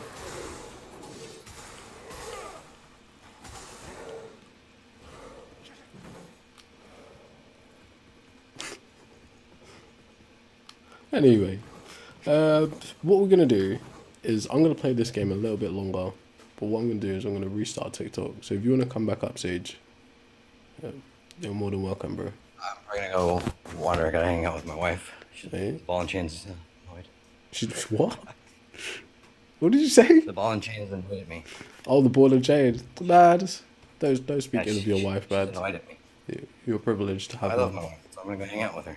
Alright, good on you, bro. Good on you. Appreciate you, Sage. Please, man. Take it easy. Right, let's restart this thing.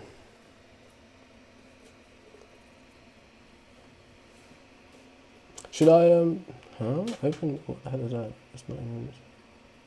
Oh, they're telling me to stay for 19 minutes. For what?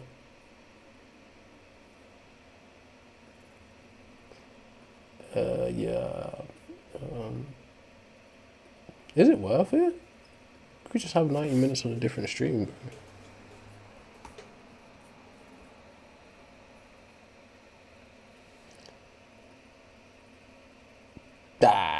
Forget that. I'm just gonna restart. It's interesting that we actually haven't talked about the subject. Well, actually, we did earlier on, right? But we didn't get any opposing views.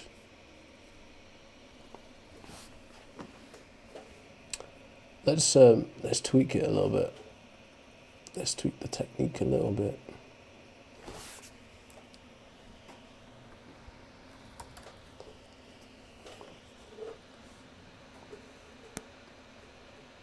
And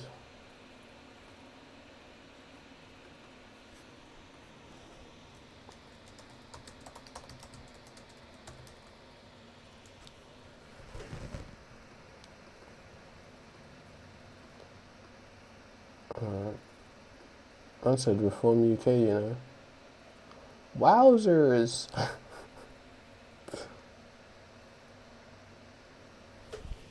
There's so much writing on the screen, like, I wouldn't even read that if it was me. But let's just leave it.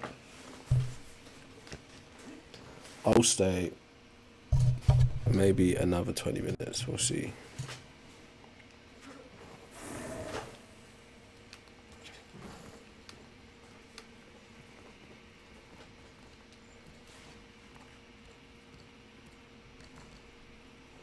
I didn't change the name either.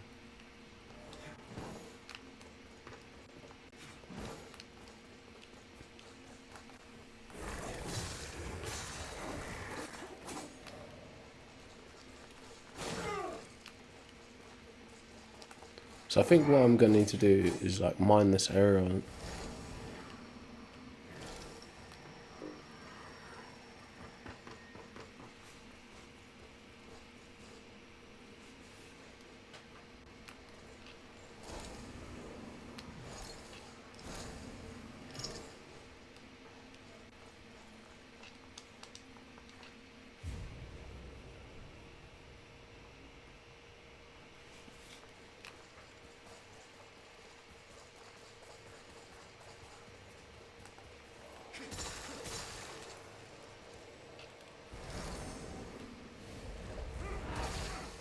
Holy shit, I put his spirit out. Yo, what was that?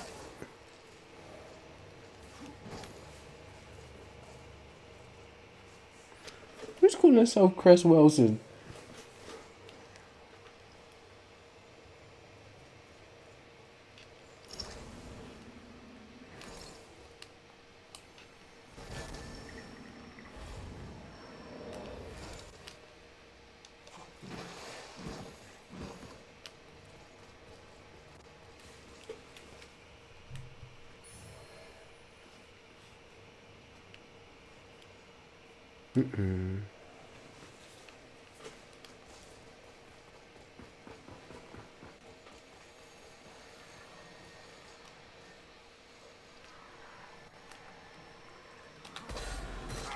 How do you double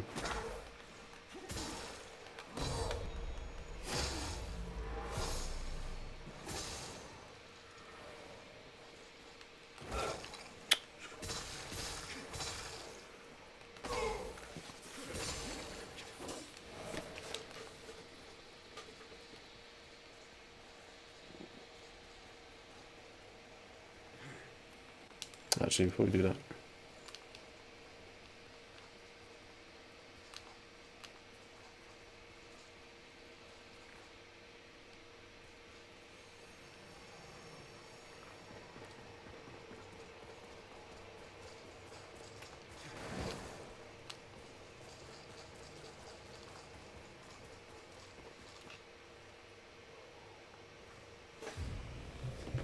Oh, sweet silence. Exactly what people scroll the internet for.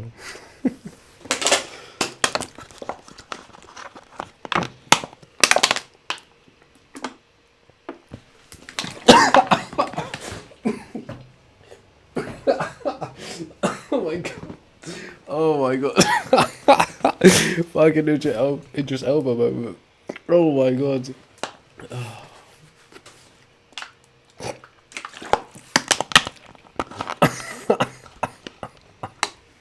Oh my god. Oh my gosh. Fucking hell. Alright. Hoorah.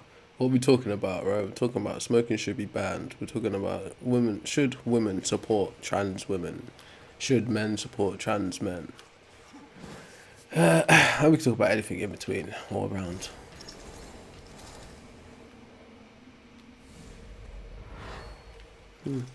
How do you get those things?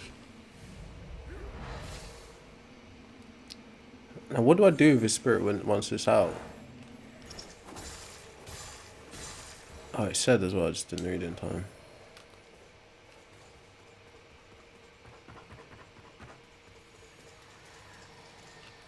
Let's try on this guy. Yeet! Oh, it didn't work. Oh, it didn't work again. It's too tough.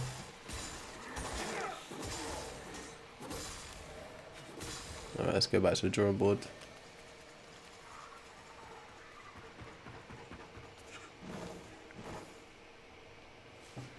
Josek, come up here and give your argument why it shouldn't be banned. You can request up by pressing the pink and blue man in the bottom right.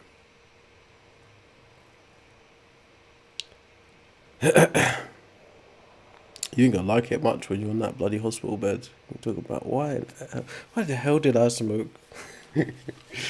Why did I do this? Coughing up a lung. What do you mean, bro? I talk to people from different countries all the time. I ain't got no problem with your accent. If I don't understand something, I'll just ask you to say it again, if you don't mind. But yeah, feel free to come and explain yourself. What is it like? Obviously you're joking, you said you like it too much. But if you're actually serious, I want to hear the reasons. Agreed, Lockie? That shit's crazy, man.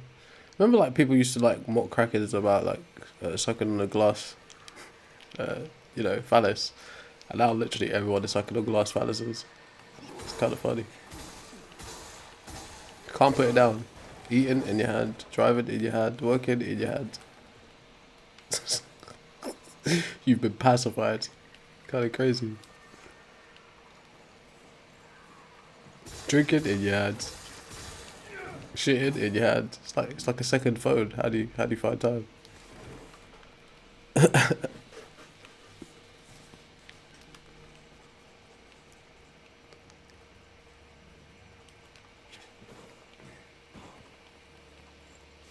Oh, someone did request. My bad, guy.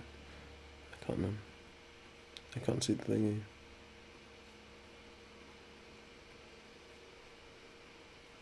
Sup? Yeah, what's good, bro? Ain't got no fake accent. Jack crap. No. Oh, God. No, it's not fake. It's Yeah. not fake. I'm Polish. Oh, what's up, bro? What's up? Okay, so my opinion on smoking, it should not be banned because, as I said, I like it too much. But like the real reason is, I think every person should be able to pick their poison. You know what I mean? No, I don't know what you mean. Okay.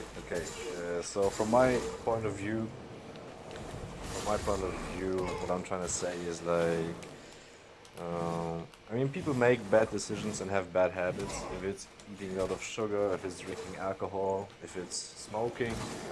I'm talking about tobacco right now, not weed. So for me, because life can get stressful and whatever, and if people have to cope with it in their way of drinking, smoking, or whatever, I think they should be able to. They should be able to have the right to pick their own poison, even if it's a bad thing, to cope with whatever, or just because they like it. I think it's just a freedom that we have as people, and people should be able to pick it. It's not a freedom that you actually have, though, right? And the fact that you think smoking helps you cope is completely wrong. Smoking might be behind a lot of your stress. Same could be said about drinking. Same thing could be said about eating. It don't actually help you. Yeah, no. I know it doesn't help. It's obviously not healthy as well, and it can even make you anxious when it comes to too much use of tobacco. I know that. But I don't know. I don't know. For me, it's just like, I mean, let everyone pick their one bad thing in life. But I the, don't but know the how arg- to word it otherwise. but the reality is, right? So I'm gonna ask you some questions in a minute if you don't mind, but just to Yeah, of keep course, the yeah. conversation going. The reality is, people think that they're the ones making the choice to pick this dangerous substance, whether it's smoking, drinking, like crack, heroin, whatever it is, or like junk food. But they're actually their autonomy has been hijacked from them by the market. There's a reason you and me and people in this world have been introduced to things like cigarettes even existing and being something on the market. There's a reason why we've been introduced to alcohol, etc. How consumer psychology works is we produce basically marketing materials like videos, ad campaigns, product placement to influence people to use this thing. So through that process of influencing people, it's like Noam Chomsky calls it manufacturing consent, the person thinks that they're the one making a decision and the choice to use that thing, but actually it's a group of people who made that decision for you. Like it's like Inception, but just marketing. So you're not actually the one choosing your poison. Actually, you know, Yeah, it's you're no. being I finessed. get what you're trying to say. I mean, for me, it's a yes and no, because yes, it is because of marketing, maybe also peer pressure, right? So most Yeah, people I know are from Europe. I don't know how it's in America, but in Europe, from you Europe too. mostly start smoking in school. Oh, okay, There you cool. go. Yeah. You mostly start smoking in school, right? When you want to hang out with the cool kids or whatever, because it's cool The bullshit dumb stuff like kids. that. Yeah, the dumb kids. Yeah, exactly. So The that's dumb like kids, that's actually. when most people I know start smoking, right? And so that's not your freedom of choice, right? But later on, older, when you're already older, you can make your own decisions. I know it's hard to quit smoking or drinking, whatever, if it's already a habit of yours for years. But when you're already older and you're more wise, and you can make your own choices. I mean, then it becomes your own freedom. That's what I think. That's my point of view on it. But that wouldn't be true, right? Because, like, for instance, how addiction works. Once you're introduced to it, and it's basically chemically binding. So addiction is part psychological, but when you're talking about using substances like drinking or smoking, it's also partly chemical. So when that chemical is in your body, right, it makes you feel like you're normal because you built a tolerance to it. When the chemical is not in your body, it drives your decision making towards getting more of that chemical. So you're not actually making a choice. And why you should like have a massive issue with that is because what you're saying is true. The most targeted demographic for these kinds of addictions is children, right? The earliest debut of smoking is about 9 years old, between 9 and 13. So like there's 1.3 billion smokers in the world, and 80% of them start before the age of 20 and are chemically dependent by the age of 18. So if you've been swept up into that cycle, your choices, like your freedom has been robbed from you. It's literally predatory. So at the time where you reach 25 and like your brain's fully developed, your decision making has already been impeded all the way up to that point. And in order, I get you. people can quit, because I used to smoke and I quit. It's something you can do, right? It's something you should do. But the view that it's like I chose this, and I can have like radical responsibility about what I chose is actually nonsense. Like you were coerced as a child. That's the reality. Now, also, what I think is, I mean, I can half agree if the smoking should be banned. For me, it should be like it is. It should be at 21. For me, the legal age of selling should be 21, not 18. That's how it is in my country. I'm not sure how it is everywhere else. It's It about should be 18, 21. 18 in the UK. Yeah. Okay. So it should be 21. That's what I think. Should be Why? legal age, and because let me get to that. So it should be 21, and also which will be more important, is because, as I mentioned, it starts mostly in school grounds. So it's also kind of the problem is because everyone knows it's happening. Everyone knows it's happening at school grounds where smoking starts because of the cool/dumb kid. Isn't it also like the duty of the teachers and other people at school working to keep an eye on them you know what I'm trying to say? To like, Yeah, you're right, but it's also the wider society's duty to make sure tobacco products aren't produced because the kids can't legally buy it anyway, yet they obtain it. You know, so it's obtain it, but it's a they societal obtain it issue. because- It's not the necessarily problem a is- school issue.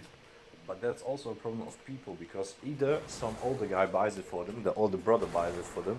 Maybe they have parents that don't really care about the kids who buy it for them, or they just have a local store where they know the people will just profit on anything and don't have a moral compass and sell it to them anyway. So that's also a But the- people issue as well. But wait, don't jump in, Yeah, this don't guy jump in, gets it. He don't gets jump it. in, don't jump in, chill. Right? But the problem is, right, as an analogy, right, just imagine, for instance, like you just said, the shopkeeper, the lack of moral compass, the actual production process of tobacco products is immoral in itself based on how it's produced and the harm it does. But if you was to say, right, since we can't actually stop it on the ground level where the kid is, right, or the environment that the kid's in, we should stop it at the source.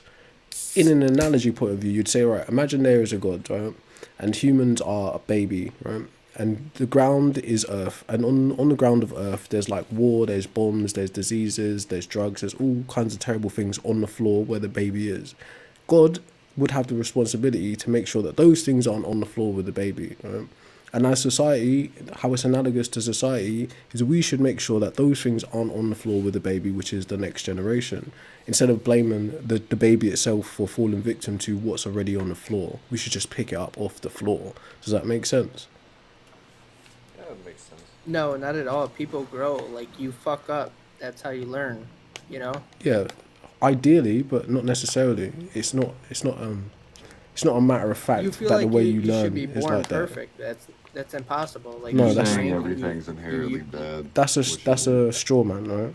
That's a complete misrepresentation of what's been said.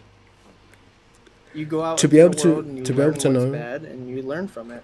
Yes, ideally, right? You're not wrong, but we are, as a civilization, we've already learned that this is bad, right? That's the problem. So you shouldn't, right? So wisdom is being able to learn from the mistakes of other people, right? This is why we read books. This is why we make movies. This is Of why course, but it's why I'm- we teach people. Okay. Yeah. So if someone's already understood, here's the scientific evidence behind this thing being wrong and a mistake, it's the duty of the people who know to make sure the people who don't know find out or never have to experience it in that way. So I'm not saying I people get like that. obviously you shouldn't be born But maybe perfect. it's It's a good thing nonsense. to experience it. How many, like, look, I'm 27. You know how many NASA scientists used to get fucked up in college at, like, the most, like, That- Speaking on like that, the I best had a universities NASA in the world. scientist That doesn't off validate pills doing a and bad sands. thing. He was drunk and smoking that's weed, what and I'm- he hit my car. Gee, you NASA fucking rocket scientist. I made I'm him just- come off of 5 Come dams. on, Real bro. talk. Like, you're trolling. But I'm saying, like, No, I'm not. But listen, right? What you're saying is like, what you're actually saying doesn't make sense, right? The person, Okay, like, the think about a person country as an like- exception, being a NASA scientist, has nothing to do with his drug abuse, right? Becoming a but NASA if you do it scientist for a doesn't short time, you learn to justify. avoid it. No, bro. Becoming whatever you become in life, whether you become a millionaire or a poor man on the street, doesn't justify the bad thing you did, right? Because it's bad ethically, it's bad systemically, it's bad for your health. So any clever person or anyone with significant So we reasoning should would just not realize go out this into is the world. bad. We should be sober and just play video games. Straw man, Why- straw Is that what you're man, saying? straw man. Smoking Right? bad That in has your nothing to opinion? do. Right. Besides, I'll tell you why, right? So the act of smoking, there are 1.3 billion smokers in the world, right? 80% of them start before the age of 20, meaning they're starting technically as minors in most countries, and they are chemically addicted by the time they're 18. The earliest people debuting of smoking are 9. So this is prepubescent children who are targeted by tobacco companies. Now, smoking is responsible for 10% of deaths globally every year. So every year, there are about 8 million deaths from smoking, right? And 1.6 million Well, they're of those not deaths, 18-year-olds. I'll tell you that. 1.6 million of those deaths are second-hand smokers. So they're not even the people that are smoking. So health outcomes, it's bad. Economic outcomes, it's bad. I'll give you an example. In the UK, Like, we make... how close do listen, you have to be to get listen. secondhand smoke? In the environment, right? In I the can debate environment, everything right? he's saying. Just let him go In on. the UK, right, we make about £7 billion from taxing tobacco-related products, but it costs us £44 billion every year looking after the people who get sick, lost productivity, and paying for the dead, right? So health-wise outcomes, what it does to your respiratory system, the carcinogens, the fact that it's cancerous, bad, right? Economic outcomes, it costs more on our society than we gain from it, bad. The systemic outcomes, people who end up addicted to illicit substances or tobacco or alcohol are disproportionately targeted because they're from the poor, low working class, making them 3 to 4 times likely to be addicted to these substances. This is why Basically, you guys are fucking up their pussies, like, education, seriously. fucking up their law, fucking up their life, right? So, if you're asking me why it's bad, there are You objective never smoked a metrics. cigarette with the girl behind the bleachers and Yes, of talked course. about life? Of course you goof, right? We're not talking in such Like, like it builds minimalistic. character. No, it doesn't, bro. It's stupidity, right? This is what I'm trying to explain to you. If you know something grow is out of it. bad, so it's your responsibility to make sure the next generation don't do it. Americans really don't smoke. We'll Oh just do my it just God. to do it, Oh, God. just for the experience. How old are you, Okay. bro? You guys do it How because old you are you, hate your bro? life. Like, How old are you, I'm a bro? grown 27. man. No, I'm 23. no, bro, no, Austin, no. People don't smoke because they hate their life. Also, Americans do smoke. I don't even know who's speaking. No, I know Barely. Joe. Americans do smoke, bro. It's not I'm an like American. I'm in everyone- Memphis, everyone. Tennessee. Yeah, a lot of people. I mean, people around the world smoke. It's not. I Like don't know Asia anyone that buys a smokes. pack of cigarettes. But when I was younger, when I was in high school, yeah, we bought cigarettes. Get this guy out of there, man. This guy is just anecdote after anecdote. He doesn't know what he's talking about. The only thing, that would make sense in his regard, and the American guy, last topic of him, is that Americans switched from cigarettes to vapes, but they still smoke. So The kids just, yeah. Look, usually when I have these discussions, I like to do it a one-on-one so we can walk through like the poor reasoning. But I thought I'd just let everyone up at the same time. So a kid like that needs to be walked through his reasoning to show him why what you're saying doesn't make sense. And in this like kind of panel format, it's just gonna be a mess. So, just forget him.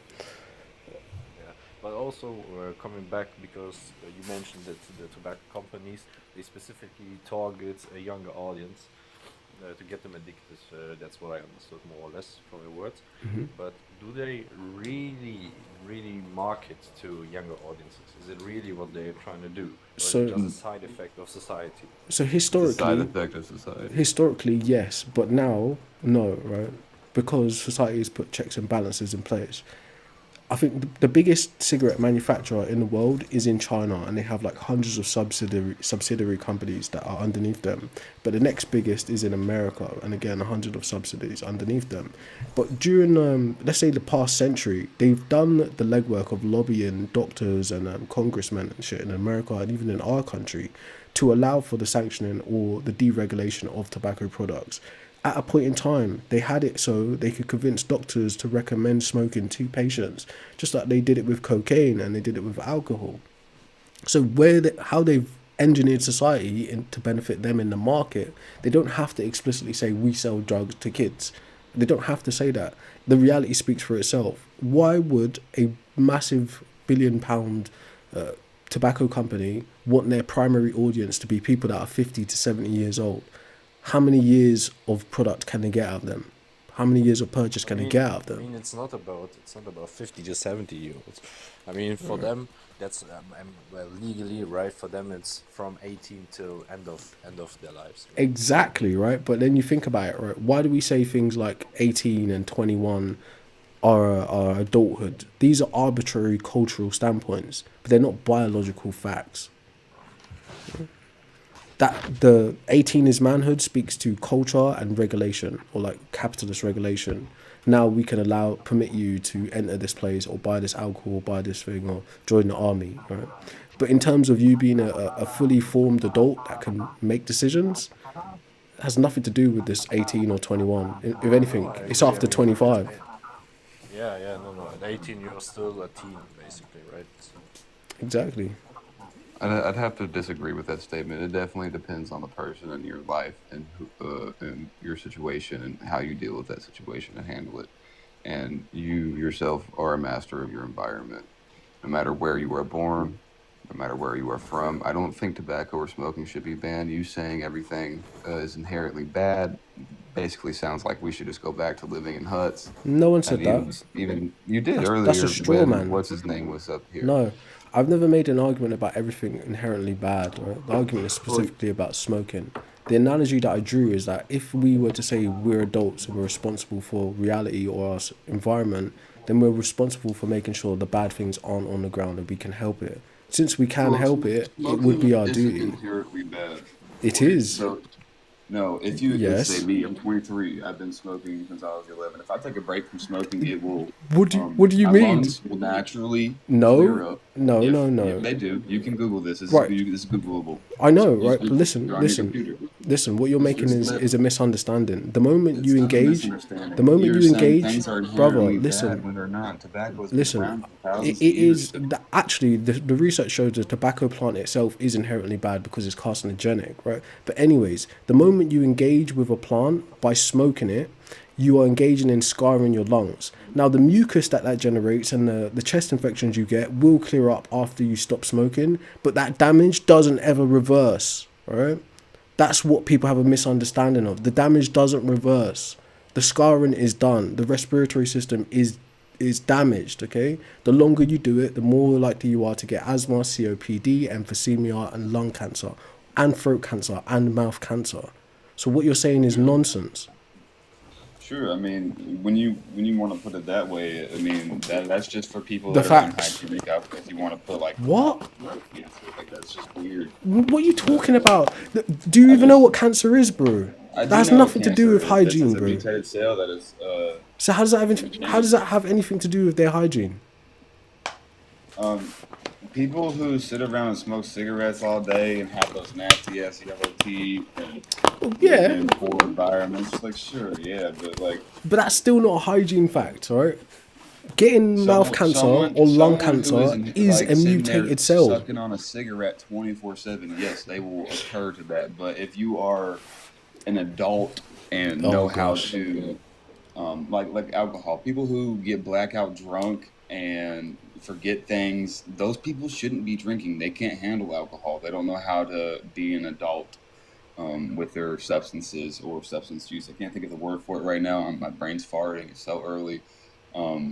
But basically, like watching how much you use or do. You can say the manufacturing, the plant being grown is inherently bad, but then that's just, like I said, down to everything being inherently bad.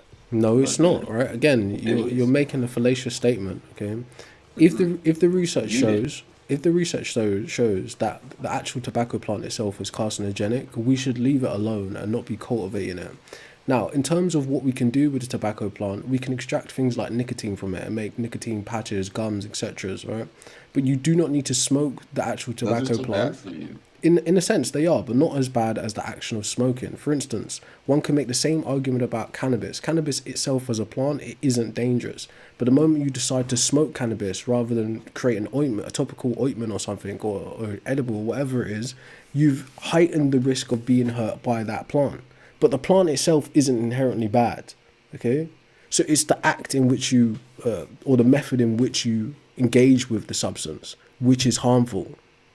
But I have to comment. I mean, cannabis is hurtful in another way, even if you're not smoking, because it is a psychedelic, and people with Facts. undiagnosed psychosis problems can get it amplified, right? Facts. To weed, to get it in So- your blood, so- and they can get a psychosis from it. So it's bad in another way, but it's also another topic. That's What you're facts. saying is right and wrong. Cannabis only becomes a psychedelic once it is eaten and digested through your kidneys, and then becomes, I forget the exact chemical compound, but it becomes a psychoactive compound. Therefore, if you eat enough edibles, you will trip balls, Yeah, so to obviously. speak, for your first time. So cannabis itself, the psychoactive property of cannabis is the THC. Right? That's understood as well documented.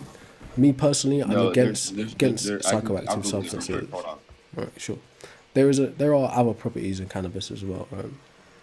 but the primary psychoactive part of cannabis is the THC, and the other part is the CBD. But there are other bits in it as well, on a chemist level, if you will. But anyway, sorry, what was I saying? When we have this conversation, a big portion of the people who are pro-smoking are cannabis smokers. So that's why they take the stance. I'm in agreement with what you said. I'm not sure how to pronounce your name. Is it Josek? But I'm in agreement in terms of, yes, cannabis is harmful and more, potentially more harmful than tobacco because of the psychoactive elements in it.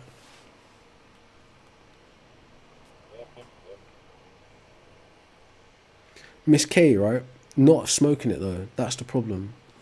Not smoking it. The health rewards of any type of substance like tobacco or cannabis, right? They would be put it this way. They'd be significantly lower by smoking it instead of an extracted form. Put it that way. So the damage of smoking, e.g., the damage to your respiratory, would outweigh the psychological benefits of the other parts.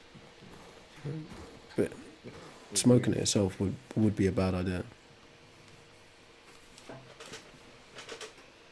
Well, I mean, in the end, the conclusion is, well, I think everyone just has his own opinion, but it's nice that we can talk like civilized people about our different opinions. Hey, appreciate you, bro. Mike's a bit muffly though. Yeah, I had to charge my headphones. Okay. But hey, question then. What's your view on this women supporting trans women or men supporting trans men? How do you feel about that? I mean, for me, I don't know. It's like a topic I don't know much about because in Poland it's not like a very big thing with trans communities. I mean, it's not very big like in Germany, for example. So I don't know. I don't really have opinion on it. For me, let everyone live their lives how they want. I am not gonna tell anybody to do to live life. It's 11-hydroxy. That's the psychoactive part, yeah. Yeah, so when eaten delivered, basically makes you trip. Cool. Alright, so like while you was away, we like kind of started speaking about something else, and No, you're good. I was listening on. so yeah. Sorry to interrupt. I just had to let you know. Thank you, bro. Hey, so Joseph, finish saying what you're saying, bro. So in short, what I'm saying is like I don't have a strong opinion on it really. Also, I think women should decide on trans women. Of course, I cannot say okay, well then I can speak for trans men, but I don't know. For me, it's like let everyone live their own lives. If they are not hurting anybody, I mean, why should I care, right? If they feel that way, let them live their way. They don't hurt me. They don't make my life worse or anything. So I mean, for me, it's just like I couldn't really care. I mean, not in an offensive way, just in a I don't care. Let them live how they want. Hey, Miss Kebs, come up. Share your opinion. I'd like to hear from a woman's perspective. So I'm somewhat in agreement with you, Joseph, on the trans issue of letting them live how they want to live. But I find that argument being really shitty on the half of the smoking part. Right? So, like, if you don't mind me hopping on that one. Yeah, sure. I mean, people can say or believe whatever they want to believe. I can say I'm an attack helicopter, then I'm an attack helicopter, right? I can say I'm the first black lesbian president of the United States, then I'm the first black lesbian president of the United States. Apparently, I've learned people can be biracial or transracial or all that. So the thing is, there's a base gender. I think it's the most misogynistic thing in the world that men want to invade on women's spaces. Women in the U.S., in the grand scheme of things, got their rights last week. And it's very misogynistic and hurtful to women that these men are trying to invade their spaces and say they belong there, which they don't. In the U.S., this kind of started happening because men didn't want women. I forget, it's a long time ago. I forget the year. But basically, from my understanding, men did not want women doing anything besides cleaning the house and taking care of children. That was it. So men in movies would dress as women, which is where we get dragged from. No, Then that's not true. stems off from itself. Like men dressing as women didn't start in movies. They've been doing it for hundreds of years. Yeah, they've done it for hundreds of years. That's right.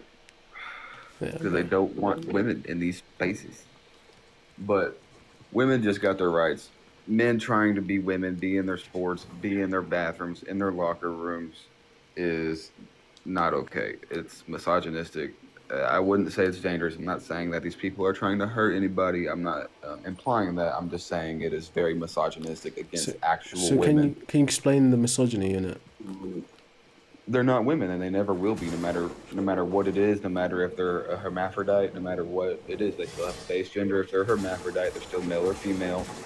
You're either born with XY or XX. You either have a penis or vagina. That's If you're you kind don't of have those organs, you still have a base gender. You are still a female. My friend's bro, daughter slow down, slow was down. born without a vagina. Slow and down, she's slow down, still a slow down. woman. Fuck's sake. You're confusing gender with sex, right? You have a base No. sex. Sexuality and gender are two different things. Right, no, right. Gender is Yes, something. they are. Exactly, in a way, but you're saying you have a base gender is nonsense, right? You have a base sex. No, sex and gender. You're using sex and gender as synonyms right now. That's English. How? So How? When I'm the one pointing out that there's a difference between them, right? The gender is like it's like a male or a female. Sorry, it's like man, woman, and like non-binary, Okay. etc. That's Okay. gender. But sex is like If this. if I This is take the two pairs these are of- the if I take two chromosomes that I snakes- have, right? And this is the type of anatomy that those chromosomes produce. That's sex. That's not gender. If we are sexing an animal, you are finding out the gender of that animal. If I take two snakes which don't show outside vaginal canal or whatever the fuck you want to call it, or penises that hang off of its body. I understand what you you're trying to search the say. snake to find Fam. out its gender. Yes, exactly. Sexual No. preference and gender and sex. are two Understand. different I things. You understand are what you're trying to born say, male fam. or female, Look, period, I point blank. understand what you're trying to say, bro. But you have to realize the gender part of it is the made up part of it, right? The sex part is like the biological observation part. If that makes The sense. gender isn't made up. The gender is a correct It's made up. societal construct, which for it to be true in a societal concept, it would have to be more than 70% of the population agreeing with it. Which No, that's is just not the case. That's just the bandwagon fallacy, bro. That's that. And there's no bandwagon. What a lot of fantasy people about it. think It's- doesn't it's- mean it's- anything. It's a problem. Like it's such a problem, and it's sad. Really, it's a mental problem. All right, so your views are totally your I views, think- and you're entitled to them. No, if But- we like words and words have meanings and we want to give them meaning, we have Yeah. definitions behind this word. Google the definition So, of a mental disorder. question It is- for you. it Question is- for you. it Nine- is- if 901, You take a right? straight man and a straight woman. 901. They have a certain chemical makeup in their brain 901. which allows them to be Do who the they meaning are. of words change? They do. Like fag. Right, It used to there you mean a go. bundle of sticks. It means a cigarette. It used to mean a gay man. And Used to now mean I a think It means meatball. police. It means a meatball. So Right. So if the meaning of words change, then your argument is silly. Because you're watching the meaning meanings change of in the real words that time. They are today. Yeah, that but have these you're watching definitions, you're have watching them these words. change in real time. That's what I'm saying to you.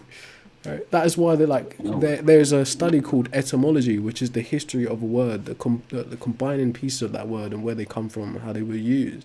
You're just watching language do what it's always done: change, transform, and evolve. That's it. But if you're trying to talk about what the reality is, except aside from our language, then you're talking about that another piece of language, which is sex, right? It's the biological part. But the gender part is us humans making shit up as we go. It doesn't actually. It's not real. Gender isn't.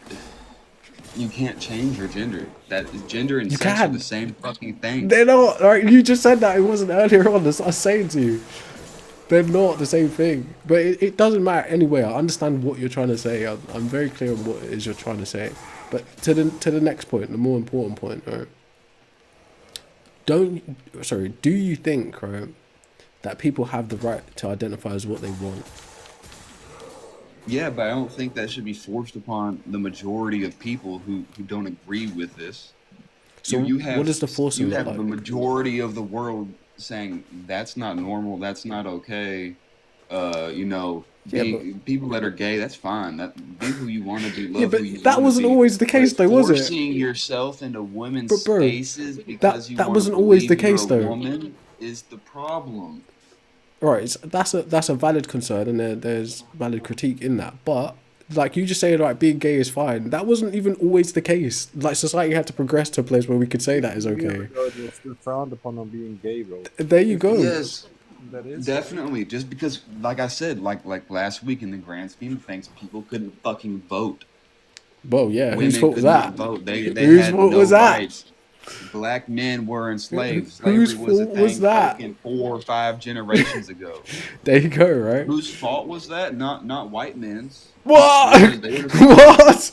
What? Anyway, let's not go there, You right? gotta learn history. Well, dude. oh, History's please. a great thing. I can give you the Please. whole fucking rundown of it. Brother, relax, man. Don't, just let's not go that far into that direction. When did slavery start? And white men ended slavery. Who Oh started my slavery? god, you should read more history. Look, anyways, getting back to the point, right? Look, Is- you're a if you're a gender- leftist guy, If gender like true dysphoria, leftist. right? Bro, I'm just a guy, bro.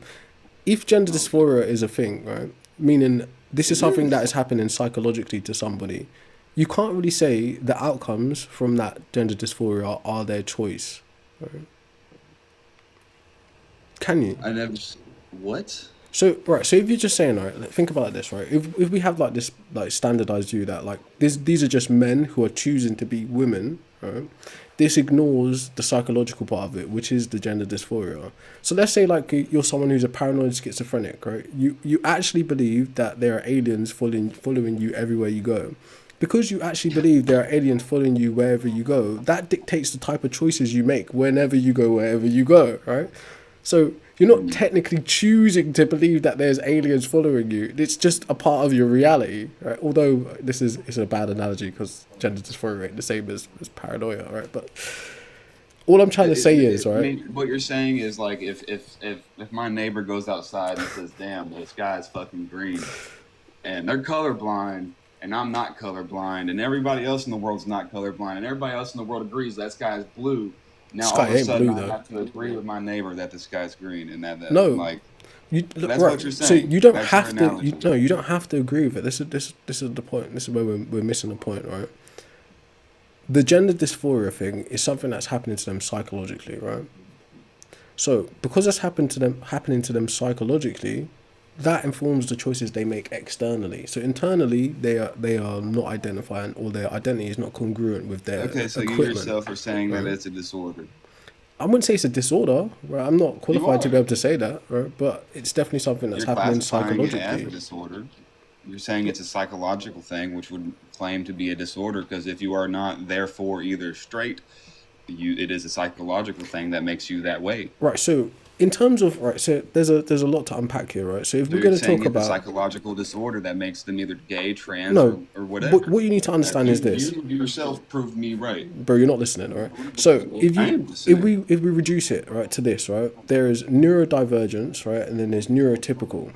The model of what is neurotypical in itself is a subjective bias because it's based on white hegemony. Like these are specific, like basically just old white men. If you're not this, then you're not normal. So anything that deviates from this is different, right? Or it's divergent. So to say, Can I link stuff? In the here comments what for I'm you? trying to say, right? So to say that gender dysphoria is like an illness of some kind would be incorrect because that's an experience that you as someone who doesn't experience that doesn't understand, right?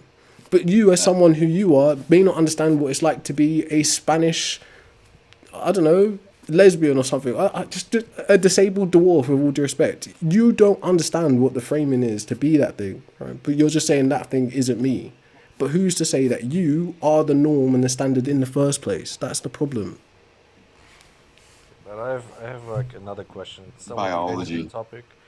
I have another question. One thing that I was just brainstorming about is drag queens were before they were trans people, or before trans became like a big thing. Is drag because there were no possibilities to become trans back then? Is that the result of it, or is it completely something different? I don't really know. I don't against really know. women, that women couldn't be in those spaces. I think. Okay, I was just curious. I have no idea, no opinion. Well, I don't think the medical system was able to transition people that far back in history. But I think I remember like anecdotally hearing that one of the scientists that led the study on what like transgender is, or like the biology behind homosexuality, right? He was one of the people that like Hitler and those guys targeted at the beginning of World War Two, just coming up to World War Two. Like they had his bust, and then like they like done a public burning of it and all this kind of They shit. They did. I forget that guy's name, right?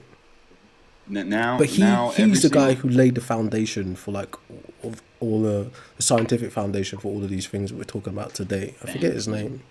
Right, but No, it's not science. that is kind of recent in human history. But to say that men or both men and women have been experiencing gender dysphoria probably since humans have existed, but it's just how it's for played sure. out. I think like you got like Jonah Ark, and you got like, you know, whether Mulan is based on a true story or not, I don't know, right? But there are instances of men presenting as women and women presenting as men far back in history. Like a great example, like Thailand, because in Thailand and Pattaya, the lady boys around Yeah. since like forever. But also one thing The I lady hate, boys and were I'm, way I'm better. think, yeah. Huh? What did he They say? know their gender. They dress as ladies. So I was talking Yes, about this but- with another guy. Wait, No, wait, no, wait. lady, Wait, lady, wait, wait, wait. What lady I'm trying boys to are get to, what men. I'm trying to- Like, What I'm trying to get to, is the lady boys. How come the lady boys exist longer when in Southeast Asia the countries are way poorer than like the West or so-called first world countries? How can they afford the transitioning so well and way before it was a, I don't know, a hype or what you want to call it, before Captain came to the West? Like that's something I don't know. also think about. I don't know. Like, and again, shit, I really don't know. I don't know if they actually did, or if they actually do like medically transition like that in Thailand. I don't know. Maybe they just pass really well for women. I really don't know. They're just lady boys. They're boys who dress as ladies. That's what they are. But That's they what, have female features. They don't have the how is it called, the thing we have in our throats as men, the Yeah. circle thingy. Yeah, if you don't look at have it. men, Adam, if you compare my dad's Adam apples to any of ours, it is 4 times as big. Look, yeah. So this is like kind of I'm saying pseudoscience this, about if you male look at men right testosterone now, decline. Adam's This is apples not are necessarily gone. true, but the Adam's apples But is they gone. also have female features. Like they don't have the Adam's apple. They have breasts. They have feminine features. You know. yeah. But I still, have that never that seen doesn't mean there was any doctor who did that. their That's what I'm flat trying to say. chest. That could just That's be not- how they were born. Do you know, it doesn't necessarily mean a doctor did that to them or they took some hormones. It's possible though. Like again, I'm not the fucking guy to ask. I don't know. Right? We should actually request that someone who is transgender come up, or someone who's a woman. It's like we're three guys just fucking talking shit that we don't really know. In all honesty. That's what debates are for. It's the same thing in politics. Politics work the same way, bro. Yeah, I guess in a way, right? But I can concur to that because I am a gun advocate here in the States. I believe that the people making the laws don't know anything about it and should learn about it. Because, like, can y'all tell me the difference between a PDW and an SMG? Oh, but that's also because I'm from Europe. Yeah, just about to say. Yeah, we do, my but point not is legally. No American, no gun nerds. Like, even gun nerds can't tell me that answer. shit. Oh, But why does that matter though? That's just your It matters interest. because these laws are in place for reasons, and if Mm-hmm. you don't know these things about a subject and you're making laws about them, you're gonna make bad laws. Oh yeah, that's a given. There is such a thing as bad laws. This is true. But does that Right. mean all laws or the system of the justice system or laws are bad inherently? I think the system's corrupt, but everything's is in that way. If you know people, you can use the world around you how you need it to be used. What do you mean? I know too many people, and I can't say no more. Basically, if you know the right people in the right places in this system that we call government and or just life in general, people with money, people with power, you can do whatever the fuck you want in life. Yeah, I guess that's just corruption though, isn't it? No, it's life. That's corruption. Everything in this world is capitalist based. It is corruption. Yeah. You go to work, you work 9 to 5 for the man, you make him money, and he pays you an hourly rate while he's sitting there on his yacht. You know, like Yeah. that's fucked. Yeah, it is fucked. Americans today actually work more than slaves have ever worked in history. Like, This I'm this pretty is sure also like true. Roman slaves had like 180 days off of work and were housed and fed, and they didn't have to, you know. But if we don't go to work, we die. But in a sense, right? We lose our housing, we become if your homeless, country hasn't got we- any social safety nets, like they haven't got any socialist projects, then yeah, you will die. Basically, yeah. but yeah. You're just on your way to death. But yeah, Slowly. you're on your way to death anyway. I mean, facts, but it's gonna come faster. You're not for gonna sure. you're gonna be cold. You're gonna be living in So, but the 130 question, degree weather. but the question then negative comes to: do you think that's a good thing or not? I mean, it could be a good thing. Like, watch.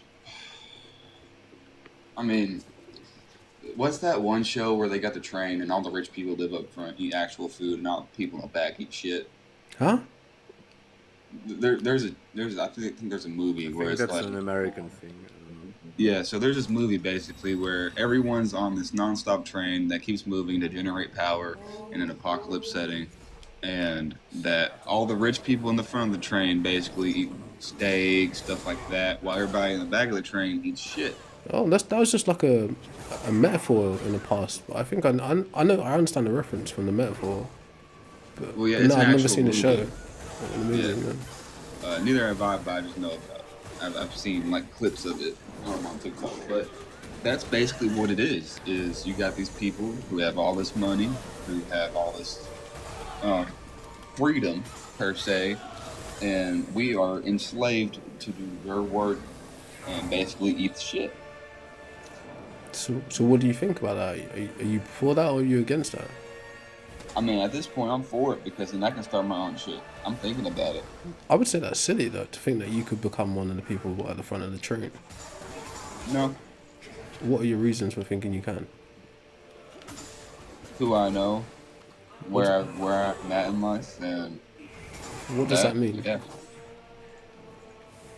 So for instance, if I was to compare you, right, like I'm assuming like you're probably a worker, you've been working a decent portion of your life, right?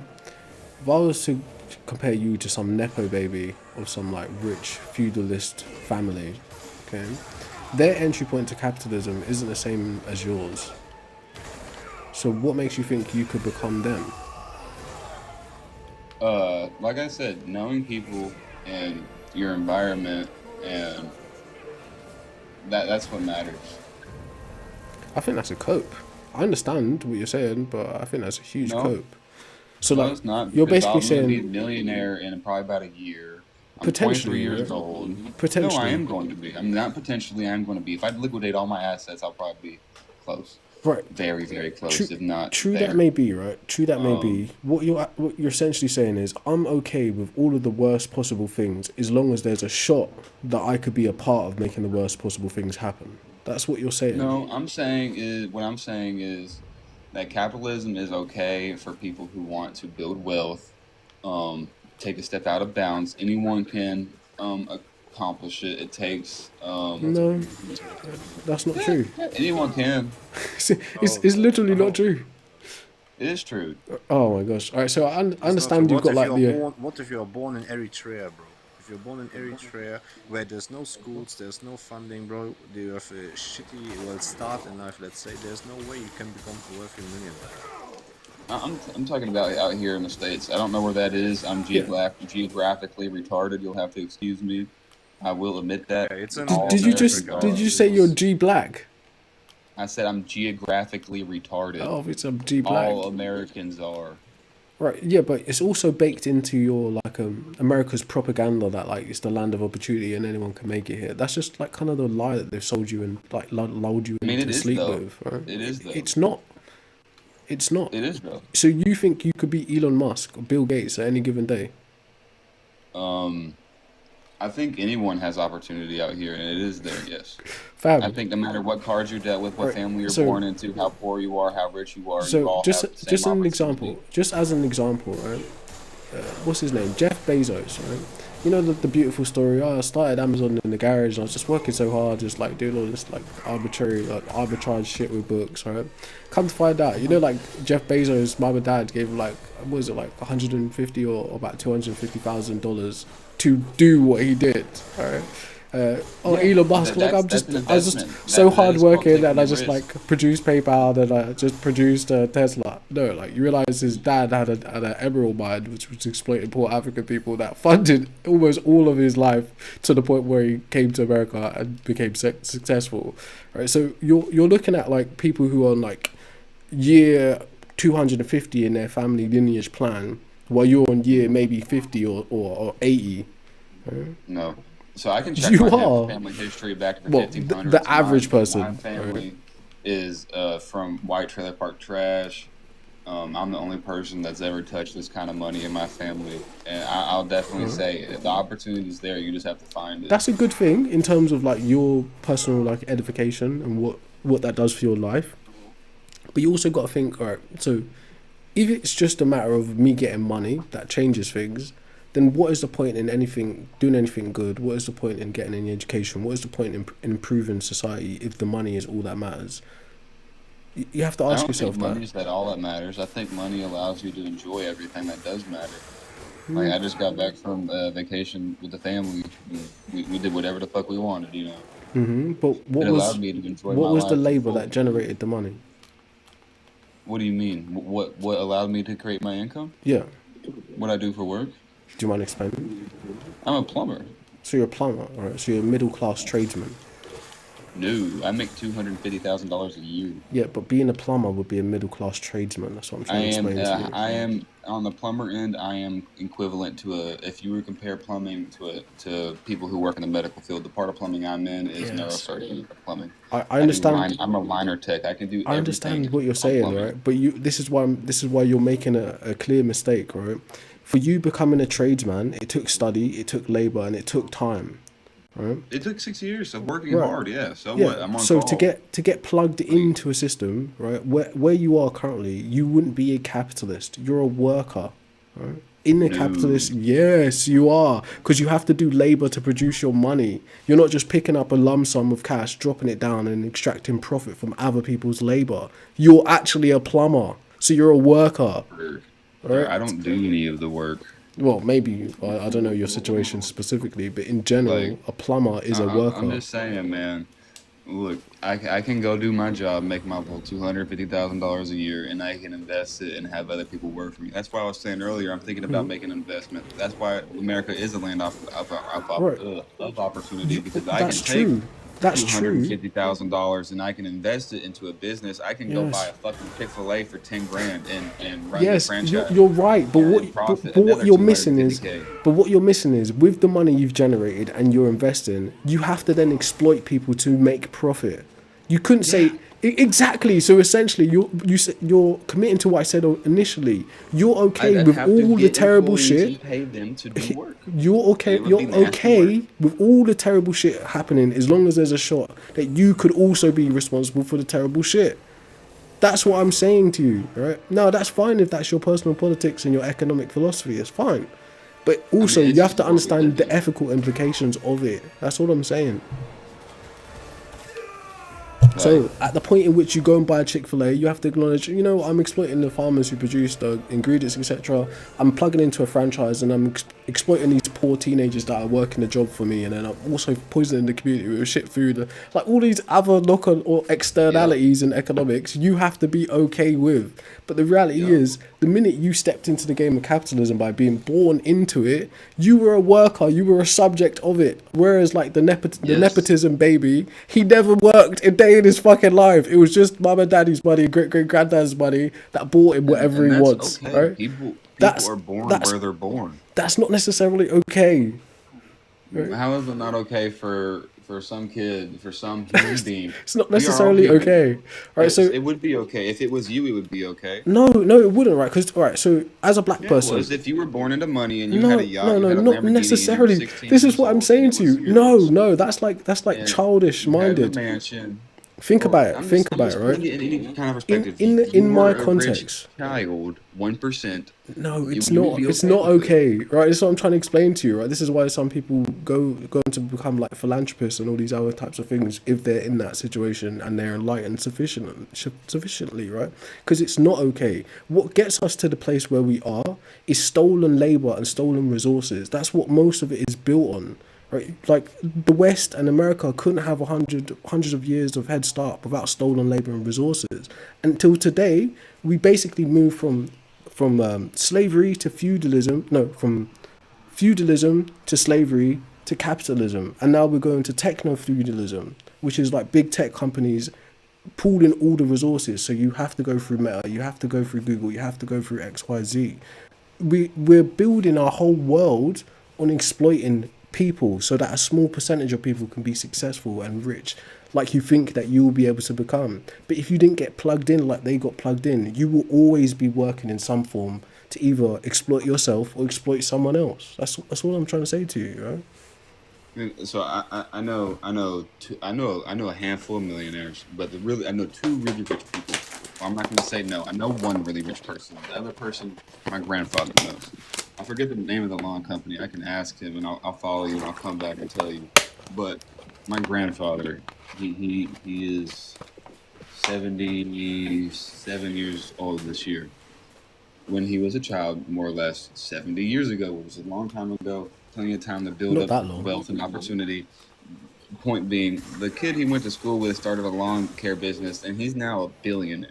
Yeah, that's Off great. of fucking cutting grass. No, that is an oversimplification to the umpteenth degree. It's obviously not just from cutting grass. It Right? is. That's all his No, business does. no, it's not. It's obviously not, right? Because it comes down to labor. Who's cutting the grass? What are they being paid? And how the fuck he can afford to make a profit from cutting grass? Right? There's a view that profit is theft because of exactly that.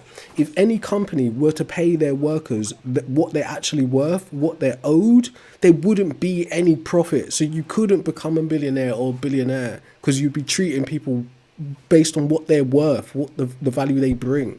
But if That's you, not true. that is true, right? So the point of business, right, is to put in as little as possible and extract as much as possible. Of course. That's what makes a business profitable. So But who says that's you what I'm can't saying pay to your you. employees a livable wage like You my wouldn't. employer? Yes, you wouldn't be able Let's to. You say I could do think about it in a let's say I do co-op. a $50,000 Yeah, job. in a I'm getting co-op, you could. 18% of that 15 grand or $50,000. Right, Flat 18%. right. My paycheck Understood. every week. Understood, right? In a type of cooperative situation, you could, but in that cooperative type of structure, there would never be a situation where your manager is making significantly more amount of money than the worker underneath him, or the owner of the company is making significantly more than the workers underneath him, or the board members are making significant. You would never reach that level in a co-op because you're saying everyone is being paid their value. Then you've got to consider like the value labor exchange, how much it costs to do what you're doing, how much the resources cost, and who is like there's a lot to it. But since we already live in capitalism, I understand you got to go along to get along to survive. Fine, right? Totally fine. But all I'm saying is, right, for instance, there are like probably millions of millionaires walking around on our planet, right? They may be asset rich or cash rich, but the fundamental truth of what is happening there is they are playing with fiat currency and trading real tangible time and energy. Real tangible time, energy and resources for fiat currency, right? But above them, there are people who have never had to trade any tangible resources or time and energy for anything. They're the capitalists. They're the true capitalists, right? You won't be able to be them because you're entering in the game as one of the people trading your time and your energy, okay? So right now, my assets, like I said, if I liquidate everything, cash, I'm probably about a quarter away. Yeah, that's great. But Even if I take the my million cash itself, and I do that, it will allow me to be in a place to where I can enjoy my life. I might not be on $100 billion yacht, but that doesn't matter. you probably There's wouldn't different want to levels of be. wealth for sure. But this is what I'm saying, right? I think in the UK, right, the standard wage where it stops mattering how much you make is around £70,000 a year, right? So up to the point where you make £70,000 a year, right? the increase of wage matters, but after the point of £70,000 a year, the increase in wage stops mattering to your quality of life. So you don't have to be 100 millionaire or even a millionaire to have a sustainable, happy life, right? Most of those numbers are arbitrary anyway. That's all I'm saying to you. But the dream that you've been sold is ultimately a lie in the first place. That's all I'm saying, right? No, I get that. No, becoming a billionaire is extremely hard, and it's definitely most of the time unachievable for anybody in this live stream, for anybody that we know, for sure. Yeah, like a bit. Um, Do you know like but how much bad shit you got to do to make £1 billion? Like, that's a lot of shit. My buddy Jimmy, he's adopted by a white man. He's Asian. I grew up with him. His father is James Bowen. He is an executive owner of a MLB team. You can fucking Google him. And Yeah, exploiting that people. man makes $20 million a month. And he's been coaching. He's been doing this for almost 1,000 years. God, fuck. He's been doing this his whole life. He was a coach for the Grizzlies, part ownership. He was college coach. He went down to Florida. But my point being, this man makes so much fucking money, and all he Yes. does is coaches sports players. Exactly, because he's not doing the fucking work. That's what I'm trying to explain to you. No, he does do the work. He gets in No, there, coaches the them, and he sports gets on the players ground. are doing the work, and then the people who go to work and buy the tickets to the sports events are funding the whole operation, right? He's not doing the Sure, fucking work. people- That's how he can people get the buying profit. tickets and shit. You Sure, can't, and the brother, sponsors. listen. You can't work your way to being profitable in that kind of manner. There has to be exploitation. If you give people what they're worth, you can't make profit. Right? That's just what it is, bro. You don't think you can that- reconcile it that- like, that oh many yeah, like years I of I coaching- like this, but bro, coaching is important. It's absolutely important. Just like teaching is important, right? But It is important. but in terms of the difference of what a coach, the value the coach brings to what the athlete brings is miles apart. The value that a team owner brings versus the actual team itself is miles apart. Let Okay, me put it this way. the think team LeBron, owner doesn't without even any fucking kind of matter. help, without any kind of coaching, without anyone teaching him how to do anything. You Right. just throw It's you throw him valuable, in the right? heat with his jersey on and say, here's your first basketball game. Go be LeBron. How you Who, are LeBron? in today's world? Right, Yeah. right, Let's so there are say you take people- LeBron No, there are people without that are any naturally kind of talented, right? coaching, training. Sure, for sure. Like Right, I could throw exactly, a baseball right. 100 miles an hour. And but there it are doesn't people fucking matter. there are people who understand science, right, or You sports think science. that There, LeBron's hear what I'm trying to say. uncoached. Hear what I'm trying to say to you, right? The value of a coach is important, but the value of a coach is not superior to the athlete himself, right? Does that make sense? Just like the value of a manager is important, but the value of a manager is not superior to the person on the production line doing the actual work. For sure. Right? So in order to find yourself in a managerial class and then find yourself in the owner class and find yourself in the billionaire class, you're not doing the fucking work. You're just extracting the value from the people who are doing the work. Do you get it? Yes. Right? Yes. That's what's being said here. That's what capitalism is. But my thing was, if without a coach, if you take LeBron and throw him in a Miami Heat game versus players that have been coached, I don't care if it's the shittiest NBA team in the U.S. and they play a basketball team, you don't think that LeBron would lose against actual No, trained bro. NBA player? There's a chance that you could throw LeBron on a street basketball 1-on-1 with some kid straight out of high school and he would get creamed. You get smashed. Right? There's a chance of both things occurring. But in terms of the coach, when you're talking about business, right, the business of sport, it's not actually beneficial for the coach to actually get involved at that level. They just kind of hang about to be like chaperones, right, or people who what's the word? People who groom you into the right room. Because what's at risk for the coach is the money, is the paycheck, is the connection. So if the coach actually said to LeBron, you're being a dick because I think you should do this and you're doing that, and LeBron says, all right, well, fuck you, I'm LeBron, new coach. So there's an incentive for the coach to not actually coach. So you're not talking about Teddy Atlas and Customato type of coaching, right? That's different. But there's an incentive in bigger sports structures for the coaches not to actually coach, just revise what's already been mastered by other athletes. They just study what's already out there, That's what I'm saying to you. Yeah, I'll tell you what, Chad does different, but But yeah, I'm not I've saying seen coaches that are work. useless, bro. Don't get me wrong. I'm not saying coaches are useless. I'm just pointing to the reality that the coach is Yeah, valuable, but the player is the most valuable. And beyond the player, it's the fucking punters that come and buy the tickets to see the game in the first place. you always gotta have a circus. Yo, What's up, Goob? what's up, boys? How are you doing? I'm good, man. What time is it for you? Me? It's fucking hell, it's like 1:45.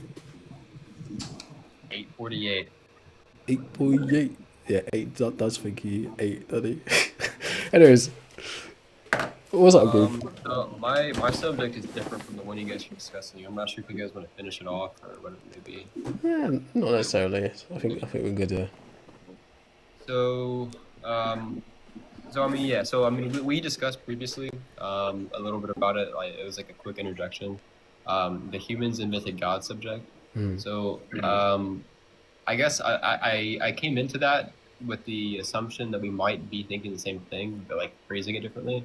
So, you're saying humans invented God, whereas I guess the place where I differ is that we discovered God versus invented it. But I think you're saying we invented our gods, like we invented the deities that we know, that we like whatever, like Hindu god. Religion. Yeah, like every religion has their own gods. Every religion was responsible. You know, they invented their own gods. However, I think at the root of it all, we still discovered that there is a God. Humans did not invent God, we discovered God. So can you explain it? Yeah, so I get what he's saying. so at the beginning of it all, right? So there's the Big Bang, or there's the cyclical universe theory, right? That's the two kind of scientific explanations that we go today. Big Bang is that there was the first particle, it originated from something, originated from nothing. I'm going to come back to that. The Big Bang would basically, you know, it would kick off the universe. It'd be infinitely expanding until it inevitably folds in on itself into like a supermassive black hole, and then maybe it restarts again. That's the cyclical universe theory. But at the root of it all, that first particle, how did that first particle get there? There has I don't think anyone knows. Cannot arise from nothing. I think you should stop saying that. What do you mean? Because it's not consistent with your view on what a god is. Well, okay, then explain. Right, because if you're going to say something can't come from nothing, then that also applies to the god. So you just find yourself in an infinite regress again anyway.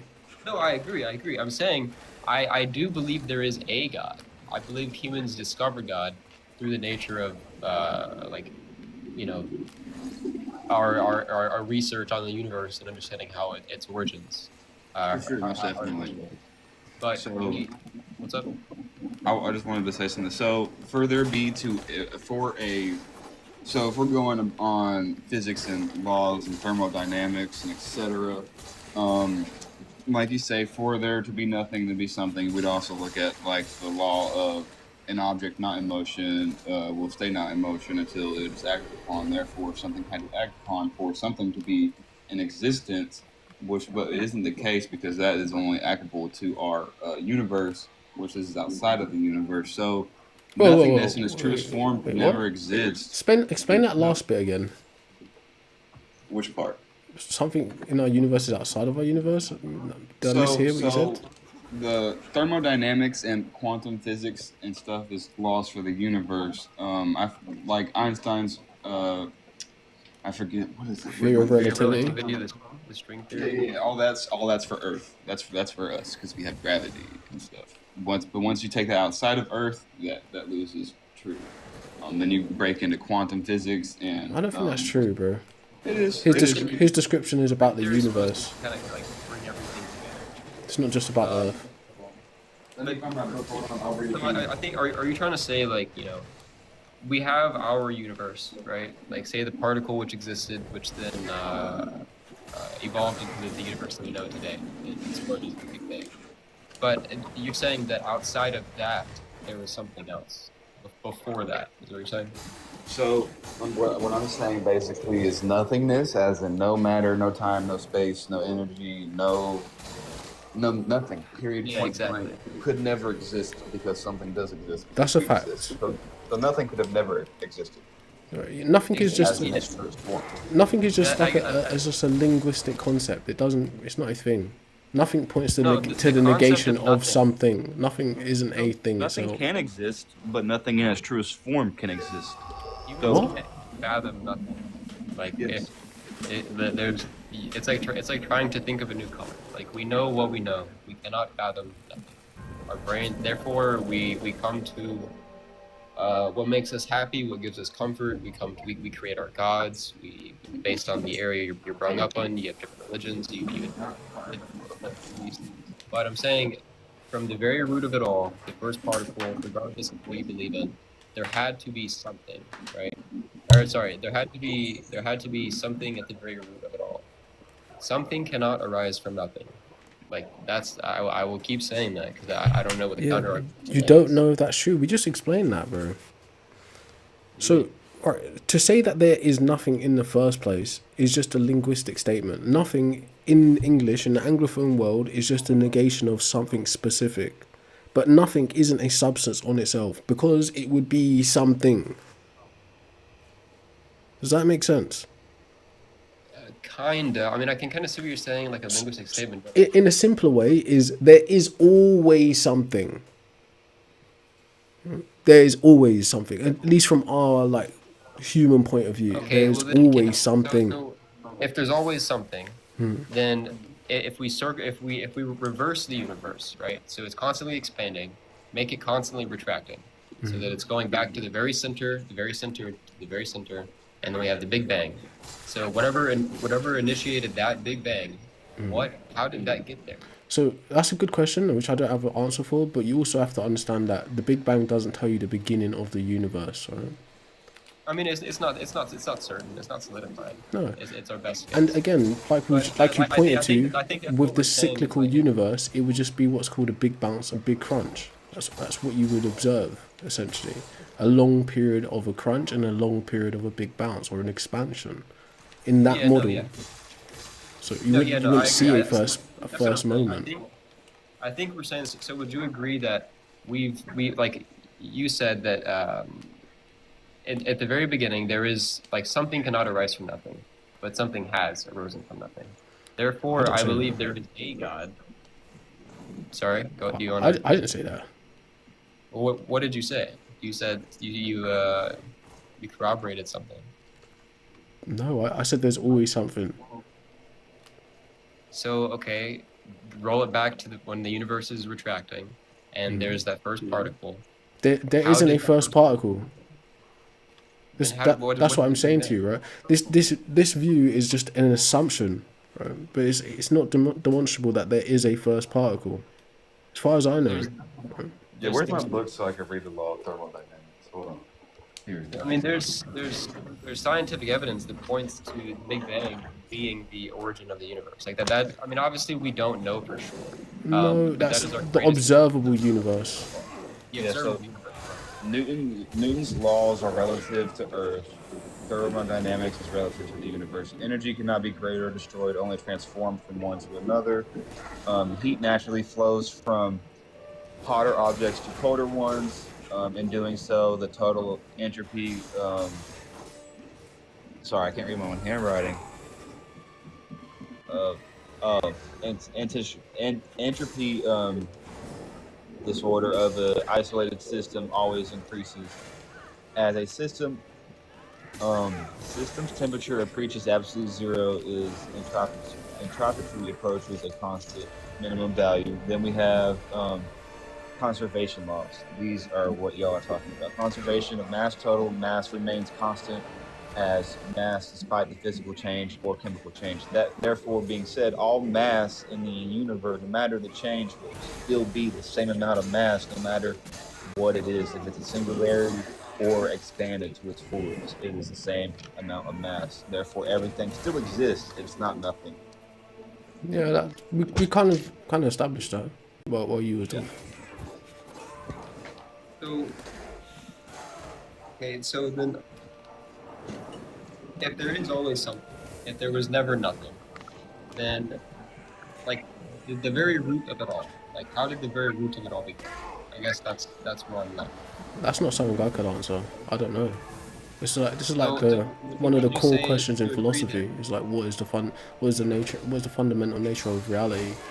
That's not something So that's is it easy to answer. would yeah, exactly. So was your subject line like humans invented God? Like humans invented the gods, which we like that's our understanding, our best understanding of how the universe came to be. Say again. The gods that we have invented is our best understanding of how the universe. Well, to be fair, we didn't start assigning. Right, put it this way: when they wrote the Bible, right, which is like 2,000 odd years ago, or a little bit less, right, they didn't actually have the understanding of the universe that we have now. So they were speaking about the world and all these kinds of views, right? So to say that humans invented God simply to explain the universe isn't entirely accurate, right? But that's a part of it in modern history, or like recent human history. But initially, it was just about survival. Then the second phase was about trying to answer questions. You know. Yeah. So I mean, so I would say humans, though they have discovered God, like, we did not. We have also invented God. I don't think you can say that, right? That's because we discovered God. No, that's nonsense, right? So if you were to say something was a discovery, right, there needs to be at least some empirical basis to say that. You know? If you say you discover something philosophically, it doesn't necessarily, or let's say mentally, you a priori arrived at some conclusion. It doesn't necessarily mean that that's a fact of the universe. That would need to be justified outside of your reasoning. So where is the evidence that we discovered it God? That's what I want to know. I guess the evidence which I'm alluding to is like at the very root of it all. I don't know. I can't wrap my head around there always just being something. I feel like at the very beginning something had to kick off the universe. Right. I don't know. I'm in agreement with you. It is hard to wrap your head around, but equally you have to be willing to say I don't know. But this view that there has to be a beginning in itself is wrong. This was kind of the point of Einstein's theory of relativity. It's not just necessarily this linear path where everything just bam into existence from there. Like the block universe theory was cutting it into space, time, and matters. Like a slice would have coordinates to a place. Right? So it's not just a time; it's a place, and to have a place there's space and there is matter and all this. So look, I'm probably not even explaining that properly, but to say that there is a beginning and there has to be a beginning is just an assumption. It's not a matter of fact. Like me and you, we're spawned into the world after a long history of humans existing apparently. But to say we know the truth about what preceded that, it's hard to say. No, of course. And so we have invented our gods to come up with that. To come up with that reason. Is that what you mean by you're in saying some humans? ways, right? If you're looking at like creationist myths, I think we agree. Creationism, then yeah, because those people. Illogical for a god to not exist. Sorry, what? I'm sorry to interrupt, but what I'm hearing is he's saying with everything, it is illogical for a god not to exist because everything is perfect. No, I don't think that. Everything's pointing to the that's fact his, that there should be some higher power that our human brains just can't fathom. That's kind of my thing. Yeah, that's what right. I'm So saying, that is out of our understanding. Here's the thing, right? What do you define as a higher power? I mean, something that is like unfathomable. I mean, it's a higher power. It's something that you have to like. There's a lot of explanations for what a higher power could be. Right. So because it's so vague, it leaves it open to. Are you talking about something supernatural? Are you talking about something extraterrestrial? What is it? Right? Is it just simply something you don't know? We don't know. It's like it's something unfathomable. Therefore, we give it like a vague description, a higher power, and then everyone has their own adaptation from that. Like rehab, whatever it may be, you seek out, you lean on the higher power for stability. Like the higher power could be God. It could be like some sort of spirituality or something. I would say, just interrupt. I would say that a higher power. The only way you could know about a higher power is if that higher power tells you about itself. Perhaps, and even then, you'd still have to question that experience. Yeah, of course. I'd like to also ask a question. What is a trans woman? I think I always confuse this. I'm gonna bail. I'll let Troy get back to it. Take it but easy, boss. Who's speaking? I don't know who's speaking. Mike, Micah. Yeah. All right, I'm going, y'all. Peace. Oh, Mikey, what did you even add to the conversation, bro? Huh? Who is leaving and who's staying? I can't see who's the bubbles. I was asking what a trans woman is. Who but I said don't that? actually know. Or is that Micah? Micah, yeah. All right, cool. All right, so you're asking about trans. Who said they were leaving? Yeah, I just got here. Boobs dipping. I'm out. Goobs, you're out.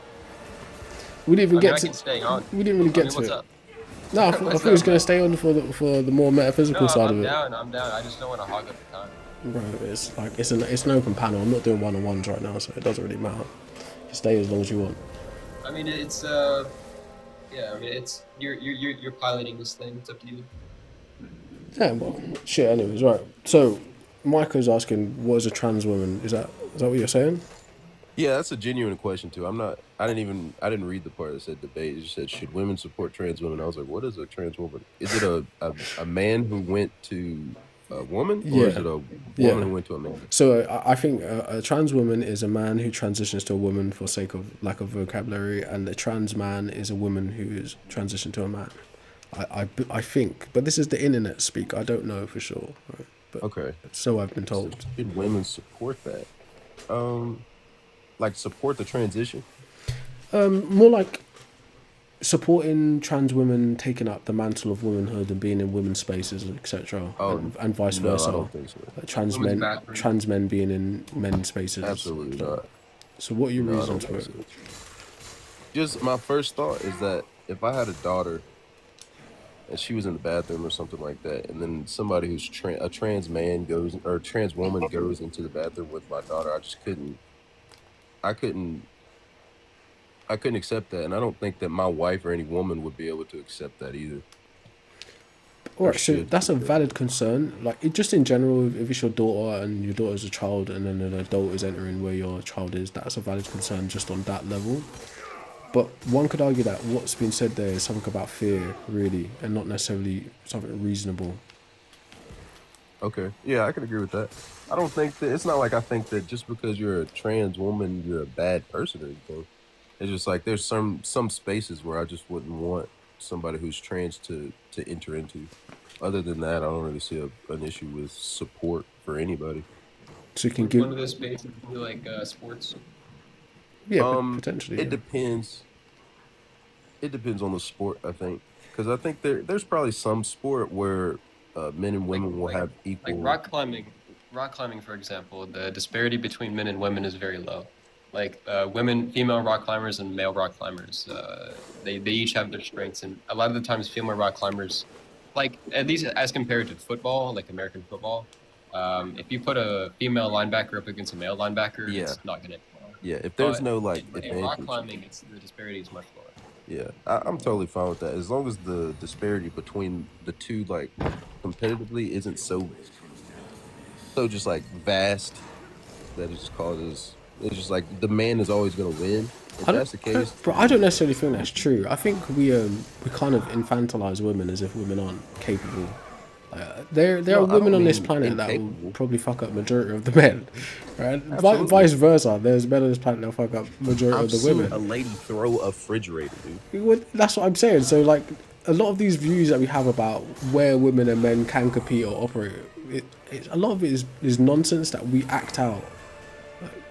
I would be don't think like, so. don't get me wrong, I'd be interested to see what it's like to put a female linebacker in with a male team and a male linebacker in with a female team. I'd be interested to see what it's like, right? Not just. I mean, I think we know what would happen there. That's an assumption. That's what I'm saying to you. It is, but it's kind of a generalization, right? Like there's obviously there's like personal aspects. Like you could have an oddball male that's super short, and then an oddball female that's extremely tall, and then the female would just truck the male. But really, like genetically speaking, like biologically, men are larger. They're meant to like hunt, provide, whatever. And I don't think that's true. Right, I think just that's don't think the exception can culturally never be dependent. Right? I think that's culturally dependent. There are certain places on this planet where just like the typical anatomy or the genetics of the female are ridiculously more would you say, ridiculously more impressive than the genetics of males in our Western world or in other places. A lot of it comes down to like selective breeding and genetics, but the other half of it is cultural, it's psychological, that we say women are lesser, therefore the woman couldn't take the punch. Oh no. That's not necessarily true, right? There are women who could, Yeah, who could I'm not give saying that equal at all. rights and equal lefts. So it's. I'm definitely not saying that. I'm just thinking like, I'm why just saying do that the we act exception like they doesn't couldn't? make the rule. No, Because yeah. If you want to say it, like I think we're trying to say the same thing, but Yeah, I don't think the exception doesn't make the rule. For example, in a medical textbook, there are people who are born with 6 toes, but the majority of people have 5. So we can't put in That the may be textbook. true. Yeah. So like a woman, there's gonna be a woman who can throw a fridge, absolutely. But the majority of women can't throw fridges. I promise you. I don't. And the Look, majority of men. I could don't at want to least think pick like one that. up. I don't want to think like that because I think that's a systemic type of sexist bias that I don't even know if it's true. so Seth, let me You know? ask you. I don't know if that is true, that most So women couldn't throw. But here's what I'm trying to say at, right? When you build up these standards and characteristics, people tend to play to fit that mold. So people like, right, for instance, if you have a perception of someone that this person is dumb, this person is a degenerate, and then they see like, oh, everyone's saying that I'm dumb and I'm degenerate, they will inherently start to play into that role, right? Yeah. I don't think. Okay, let me ask you a So question. Then. to say Do you that think- women as in totality cannot pick up and throw a fridge, I don't think that's true. I think it's quite possible that a large percentage of women could pick up a fridge and throw it. Yeah, Right? Do you I think know? that women can pick up fridges, sure. I don't think that they can all throw them. I think there is a much larger number of men who can throw a fridge than there are women who can throw a fridge. Yeah, it's an assumption, but it's not a factual. What you're saying is like a counterfactual thing that none of us could ever really know. Right? All I'm trying to say is, yeah, but okay, exactly if right. you But never work to that out- point, if you know gym and gym culture, there are women who are squatting stacks. That's what I'm saying. Right? And there are men who are squatting one plate. Yes. So these these arbitrary Yeah, views about do you- strength and capability are nonsense. It's a matter of No, so, where but- it's No, applied. these things are natural. These I things don't are think natural. that's true. No, bro. there's definitely oddballs. I agree. But there. So said, are you disagreeing with the fact like biologically, men are stronger than women? I don't know if that's true. I've only been told that's true. Oh Right? wow. That's what I'm saying to you. I don't know that that's true. I've been told that that's true. And stronger is very vague. So I mean, there's a lot that could be taken there. But just like men are meant to be like, I mean, as we've seen like through evolution and whatnot, like they're the hunters, and the this- females provide. This is And so this is culturally relative, right? It's not necessarily a fact of the matter that men have I mean, like, historically it's been like- the hunters and gatherers. It's our It's species. not actually a fact. Like, Right, but I agree with you on a that. part of what's being said is this is the cultural reference or this is the cultural norm that we abide by. Therefore, anything that deviates from this is weird. But the truth But what is, I'm there are talking other about- cultures where women are the hunters and the gatherers, and the men stay with the babies, right? But biologically, Yeah. yes, the baby Sure. does need the mother's milk, and the baby does need to Sure, be but carried would- through but even- gestation, and yeah, That's not even what that we're is like. biologically true. Sure, but right? in those cases, in which case the men stays home, and the women are out being the hunters, whatever it may be. I'll give you an The men- example. The men will still likely by default be larger. So I'll give an example of like how this like kind of patriarchal or sexist bias plays out. As men in the world, we have this assumption that women are naturally just good at being mothers, which isn't true. Right? Being a mother is a skill that has to be nurtured and trained. Like being a father is a skill that has to be nurtured and trained. This is like a biological given that you're good at being a parent. Right? This is something that must be trained. But culturally, culturally in our minds, we imagine, yeah, like woman equals mother, therefore woman good mother. Right? No, this is culturally. It's nonsense. It's not a fact of the matter. So that's all I'm trying to say. So if we also culturally have this view that women are weaker than men, therefore women can't do X, Y, and Z, that's not necessarily true. Just like thinking that women are naturally good mothers, that's not necessarily true. That's Well, all not I'm even saying. What I believe. I think I'm saying something else. Yeah. All I'm saying is that genetically and biologically, a man will have a denser muscle mass than a woman. and so she will just be weaker. I'm not saying that, and that therefore Again, means that I'm there not are looked things into that it. men Nothing will be able sexist to do or that are like with a better. bias about that. They will be able to That's do biologically something. proven. Yeah, Again, a like woman just what you're saying could be absolutely true. I'm just saying I've not looked into it. I've only been told about it. That's all I'm I saying. understand right? that, yeah. I've not looked into it. I've only been told. But And I agree with the societal things. You can't really make assumptions about things that aren't like biologically verifiable in regards to that. it's anecdotal, or it's like Absolutely. this is the norm where I'm from, and then this is the norm where you're from. Right? That's all that's being said there. But Yo, I gotta go help on my daughter. I appreciate you having me on. I appreciate it, bro. Peace out, brother. Peace, bro. Sure. But the observation about like a muscle density and stuff like that might be absolutely true, right? Don't get me wrong. But I think it's one thing to say here's the biological reality of men, and then it's another thing to say women are inherently weaker than men. Right? Yeah, but when I'm the saying problem. weaker, I don't mean like a full like, I don't mean mentally. I mean purely like if we got a dude picking up a like trying to deadlift 225 versus a woman trying to deadlift 225, and we have 50 men and 50 women. Of those 50 men, more of those men will be able to deadlift that than Not the 50 women. necessarily. That's what I'm saying. Not necessarily, No, bro. That's what I'm saying. Not I necessarily, really right? believe that. Not necessarily. I don't even think that's true. Like, even statistically, there are more women than men, right? So that may not be true. That may just be what's been shown to you to be the case. That's absolutely There the are also instances and outliers of women lifting fucking trucks off of their children and shit, right? So yeah, this adrenaline isn't crazy necessarily true. That's all I'm trying to say. This is just like arbitrary, like gender norms that we think about. Yeah, because it's completely a hypothetical is what I'm doing. Exactly, but there are women who Yeah, but it's compete in only Olympic to- weightlifting that will outlift Right, but it's not like I 99% can call of the male 50 population. 50 women, right? Okay, maybe that would be a good way to test it. Look at Olympic like records and stuff, and see what the women are doing compared to the men. Yeah, this is true. But you also got to remember that they're starting at a disadvantage historically, where their sport's been allowed to develop for men, the sport hasn't been allowed to develop for women. Just the other day, there was a black woman who was doing a world record, and a racist white man made sure she failed it right on the stage for everyone to see, right, by fucking around with the position Putting of the his bar. knee under the Yeah. So if we're looking at these standards of like, all right, so Olympics, sports, warfare have been allowed to progress in they're male dominated and been allowed to progress. Then we start looking at like the cultural phenomena of WNBA and how that's going. Right? Who's to say in 100 years who will be at the top of the sport, skill wise, technique wise, you know? Right. That's why I was saying we should look at data that we already have, which is always like the Olympics. But yeah, but again, Yeah, women I don't have been disagree with working what you're out. saying, but it's just a matter of taking the context into account. That's Yeah, all. I feel you. It's okay to agree, disagree. I'm fine with that, bro. Yeah, I think just naturally women aren't stronger than men. It's just not true to say that they are. I don't know, right? I've been told, but I don't know, right? That's all I feel you, That's bro. all I can I say. I've understand. been I told think that it's a that's the bit case, but I don't hyper-skeptic. know, right?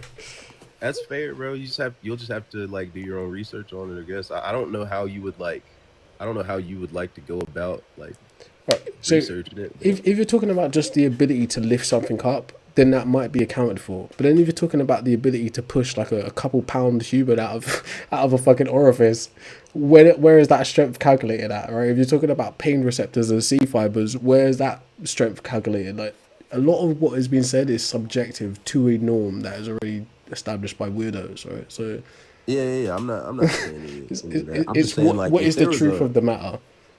Yeah. So If there was a woman linebacker in the NFL, I don't think it would go well for her. I really do not. What if she was from New Zealand or Maori or somewhere where their genetics are that's the thing, but specifically also suited for that kind of if there sport? was a woman linebacker in the NFL, that means that she has worked hard enough and she is good enough to be there.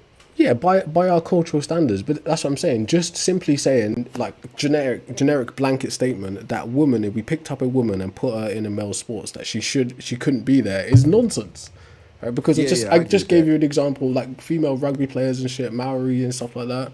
If you take one of them and put them in the same sport, you'll get your shit pushed back. All right, you get Right, you but know if those you women take who a throw the man- discs and shit. All right, If you took you like will Ray get Lewis, fucked up. I'm just saying, like, took Ray Lewis and put Ray Lewis in like a female rugby game, I think he would be able to dominate. possibly, yeah, like, possibly, Yeah. possibly, right? But it'd be So like saying, it, look, it even goes both ways. if I take a certain division boxer and I say, right, this guy is the champion in this area, but I say, look, I'm going to put you in the ring with Clarissa Shields or something like that, he might get punched up, right? This is what I'm saying. There is a level of like the odds we don't know what will play out. We're just like throwing out hypotheticals and counterfactuals, but we don't actually know. You know? Yeah, we don't I agree. actually know You until we absolutely see can't, it. because you can't know the future. You can't Until know we the see it. future. All right? Yeah, it's all hypothetical. Absolutely hypothetical. Anything that is not like scientifically proven is just it's a hypothesis that we're making. I'm not a saying scientist, I is, don't know. I would be interested in seeing it play out. All right, not on like to see someone get hurt, but just to see like is it what is being said, or have Is we it just been possible? lying this whole time, right? Yeah, if we've been lied to, or can That's women all. really like? That's all I'm go saying. crazy? They could definitely throw hands. So a fridge man. probably ain't that hard, all right? That's very good. No, bro, fridges are heavy, dude. No, You ever like, tried to washing throw a fridge? machines. Washing machines are heavy. Yeah, washing machine. Fridges are Yeah. fucking easy to throw, but a washing machine is heavy, bro. That's true. A fridge you Wow, can they're throw. like really dense, I guess. Yeah, because the barrel, washing machines have like cement and shit in them. Throwing that is impressive. Throwing an engine is ultra impressive. Just picking Bro, an if you're engine up throwing an is, engine- is ultra impressive. If you're throwing engines, they need to chain your ass up. You do not need to be out in public, bro. But there you go, right? Throwing fucking engine. Who gets to say what the cap on genetic potential is really? Again, I'm not to be like eugenics with it, but a lot of it does come down to selective breeding and what is selected for in any one population. If the need to be big and strong and muscular is the dominant drive in that society, then mate selection will be geared towards that, therefore producing bigger and stronger people for that period of time. So it's just like it really depends. Okay, but would the men be bigger and stronger than the women? Hopefully, but there are tribes where men are smaller than the women as well. So That's cool. I do like that. But it's also still an Potentially. outlier. bro, all right. So it's an outlier based on our norm in our world, right? But you also got to understand the but you're saying psychology that behind as if our world. Our world the has society- designed. No, but think about it. From the age of chivalry and now, our world has designed a way where they perceive women to be this thing. Therefore, they steer society so women are maintained as petite and weak and fragile and powerless. So it's a psychology behind the breeding and the selection of mates. Where in other places that psychology isn't there. That's all I'm trying to say. So you're basing the norm on our worldview, but it only really applies to us where we are. That's all I'm saying. Right? I mean, I get what you're saying. I just don't agree with it. That's all. You don't have to agree. I'm just giving you something to think about. All right? Absolutely. I'm thinking about it for sure. That's what I'm saying. You could, for instance, right? You could look at the body types of West African women, right, versus the body types of East African women, or the body types of Western European women versus the body types of Eastern European women. They're different, right? Why do you think that is? The climate has something to do with it, but also the societal pressures of who mates and who doesn't has a lot to do with it, right? What is valued, what is disvalued, right? Is why the hips, birth bearing hips more important to you, or is bust more important to you, etc. Right? These things play out in how the population actually physically manifests. It matters. You're saying that in a world, there could be a world where the entire society, men are weaker than women because of how we are bred. Yes. Right. Or you could end up in a world where you're like a fucking Viltrumites and everyone's just fucking strong. Both things are possible. I agree, but it's still a hypothetical because the reality of today is that it's not like that, and it hasn't ever really been like that before. Currently, in a really vast, I can't think of that. I can't articulate. Do you want to? Right. So here's an example that you should consider. Right. why slavery in America, transatlantic slavery, was so cruel and so ridiculous, because a large portion of it was them stealing people from Africa and bringing them over, but they absolutely set up breeding places and they forced certain males to mate with certain women, basically grape. Yeah. Why did they do it? To produce a specific type of human being, right? In the same way they do it to produce specific types of dogs, specific types of birds, right. So humans aren't immune to the way biology works in terms of selective breeding and genetics and evolution. So if it was deemed that tomorrow, right, we're going to become a war-based planet and all like on some 300 shit, all weak genetics will be weeded out, that would be the order of the day. It's literally what Hitler was trying to do. Okay? In that case, this is the reality we live in. That's all I'm trying to say to you. And if you think about like the sports industrial complex, that is still the order of the day. Make the biggest, strongest nigga you could possibly make. You could say, let's make the biggest, strongest woman we could possibly make, and the same thing would happen. Right? Yeah, but what I would say to that is that I think that the only way that by vast majority women would be like, just like this is like in a vacuum, right? The vast majority, the only way that women would ever be stronger than men by genetic like breeding and stuff is if that's what we were trying to do. If we were trying to make women bigger. If the environment necessitated it, that's what you have to really understand. Half of it is the environment and half of it is like genetic wants, right? What are you predisposed to being attracted to? But if there was some interfering force that said, I don't care what you're attracted to, you're going to do this, then the outcome would be exactly what we're talking about. People who are born and bred for specific means. Right? But culturally, where we are, people are still born and bred for specific means. Right? An example of this. Throughout Europe, historically, the royal families have been interbred, meaning their actual genetics are weak, right, and frail and fragile, right? The ruling class, their genetics are similar, so it's in their best interest to keep the genetics of the population they intend to control fairly weak too, right? Now, if you talk about patriarchy and sexism and how, like, basically weird, Western educated, industrialized, rich and democratized white hegemony works, it was always in their best interest to breed women to be weak and fragile and manipulatable.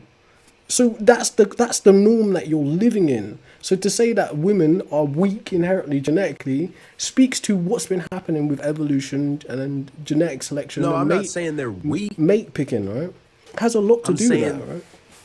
They're weaker, but I see what you're saying. You're saying that it's socially constructed. Yeah, like I just said, than the biological reality of it. If you look at the bodies of women from West Africa versus the bodies of women from East Africa or at the Horn, North, if you would call it that, right? They are genetically different. They're thicker, they're more voluptuous, they're more muscular, right? The environment dictates, but also the mate choices dictate. The food dictates what the outcome is.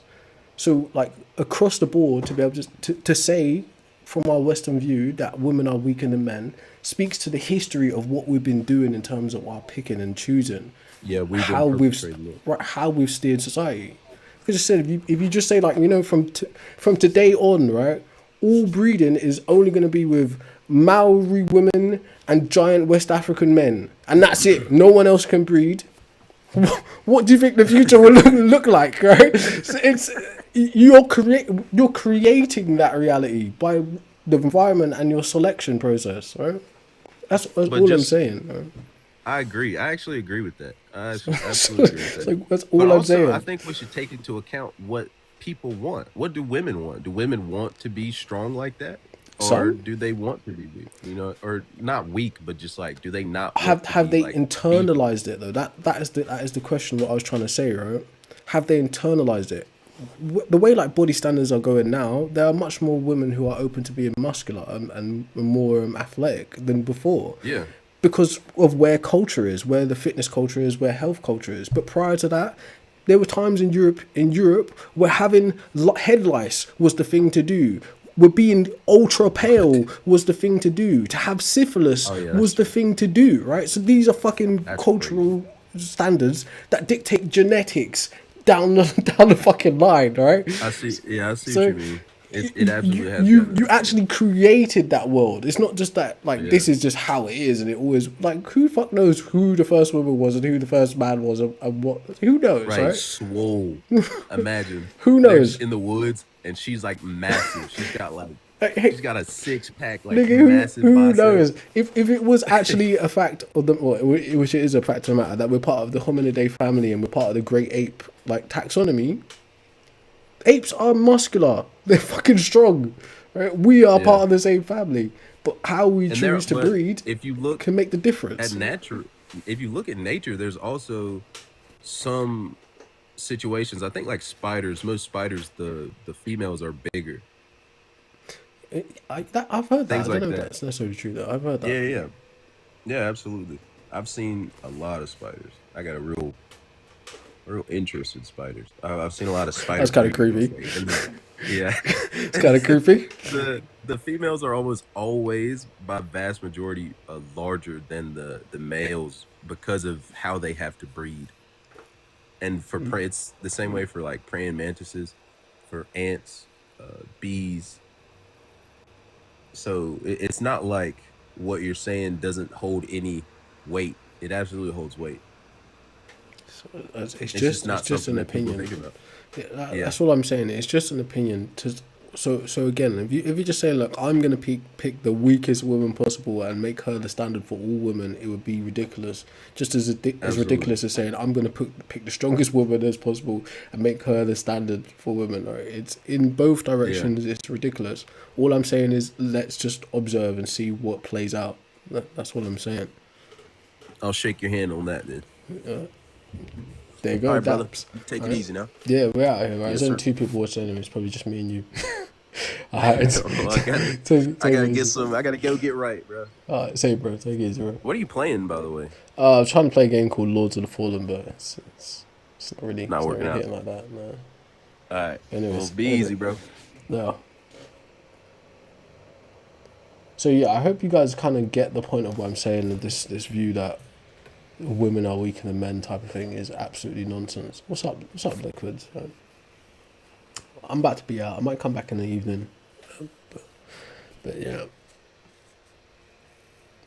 I just don't see why people have never thought about that. That a big part of why you think this about genetics comes down to environment and selective breeding or selective mating, and not necessarily just a matter of fact of nature. It's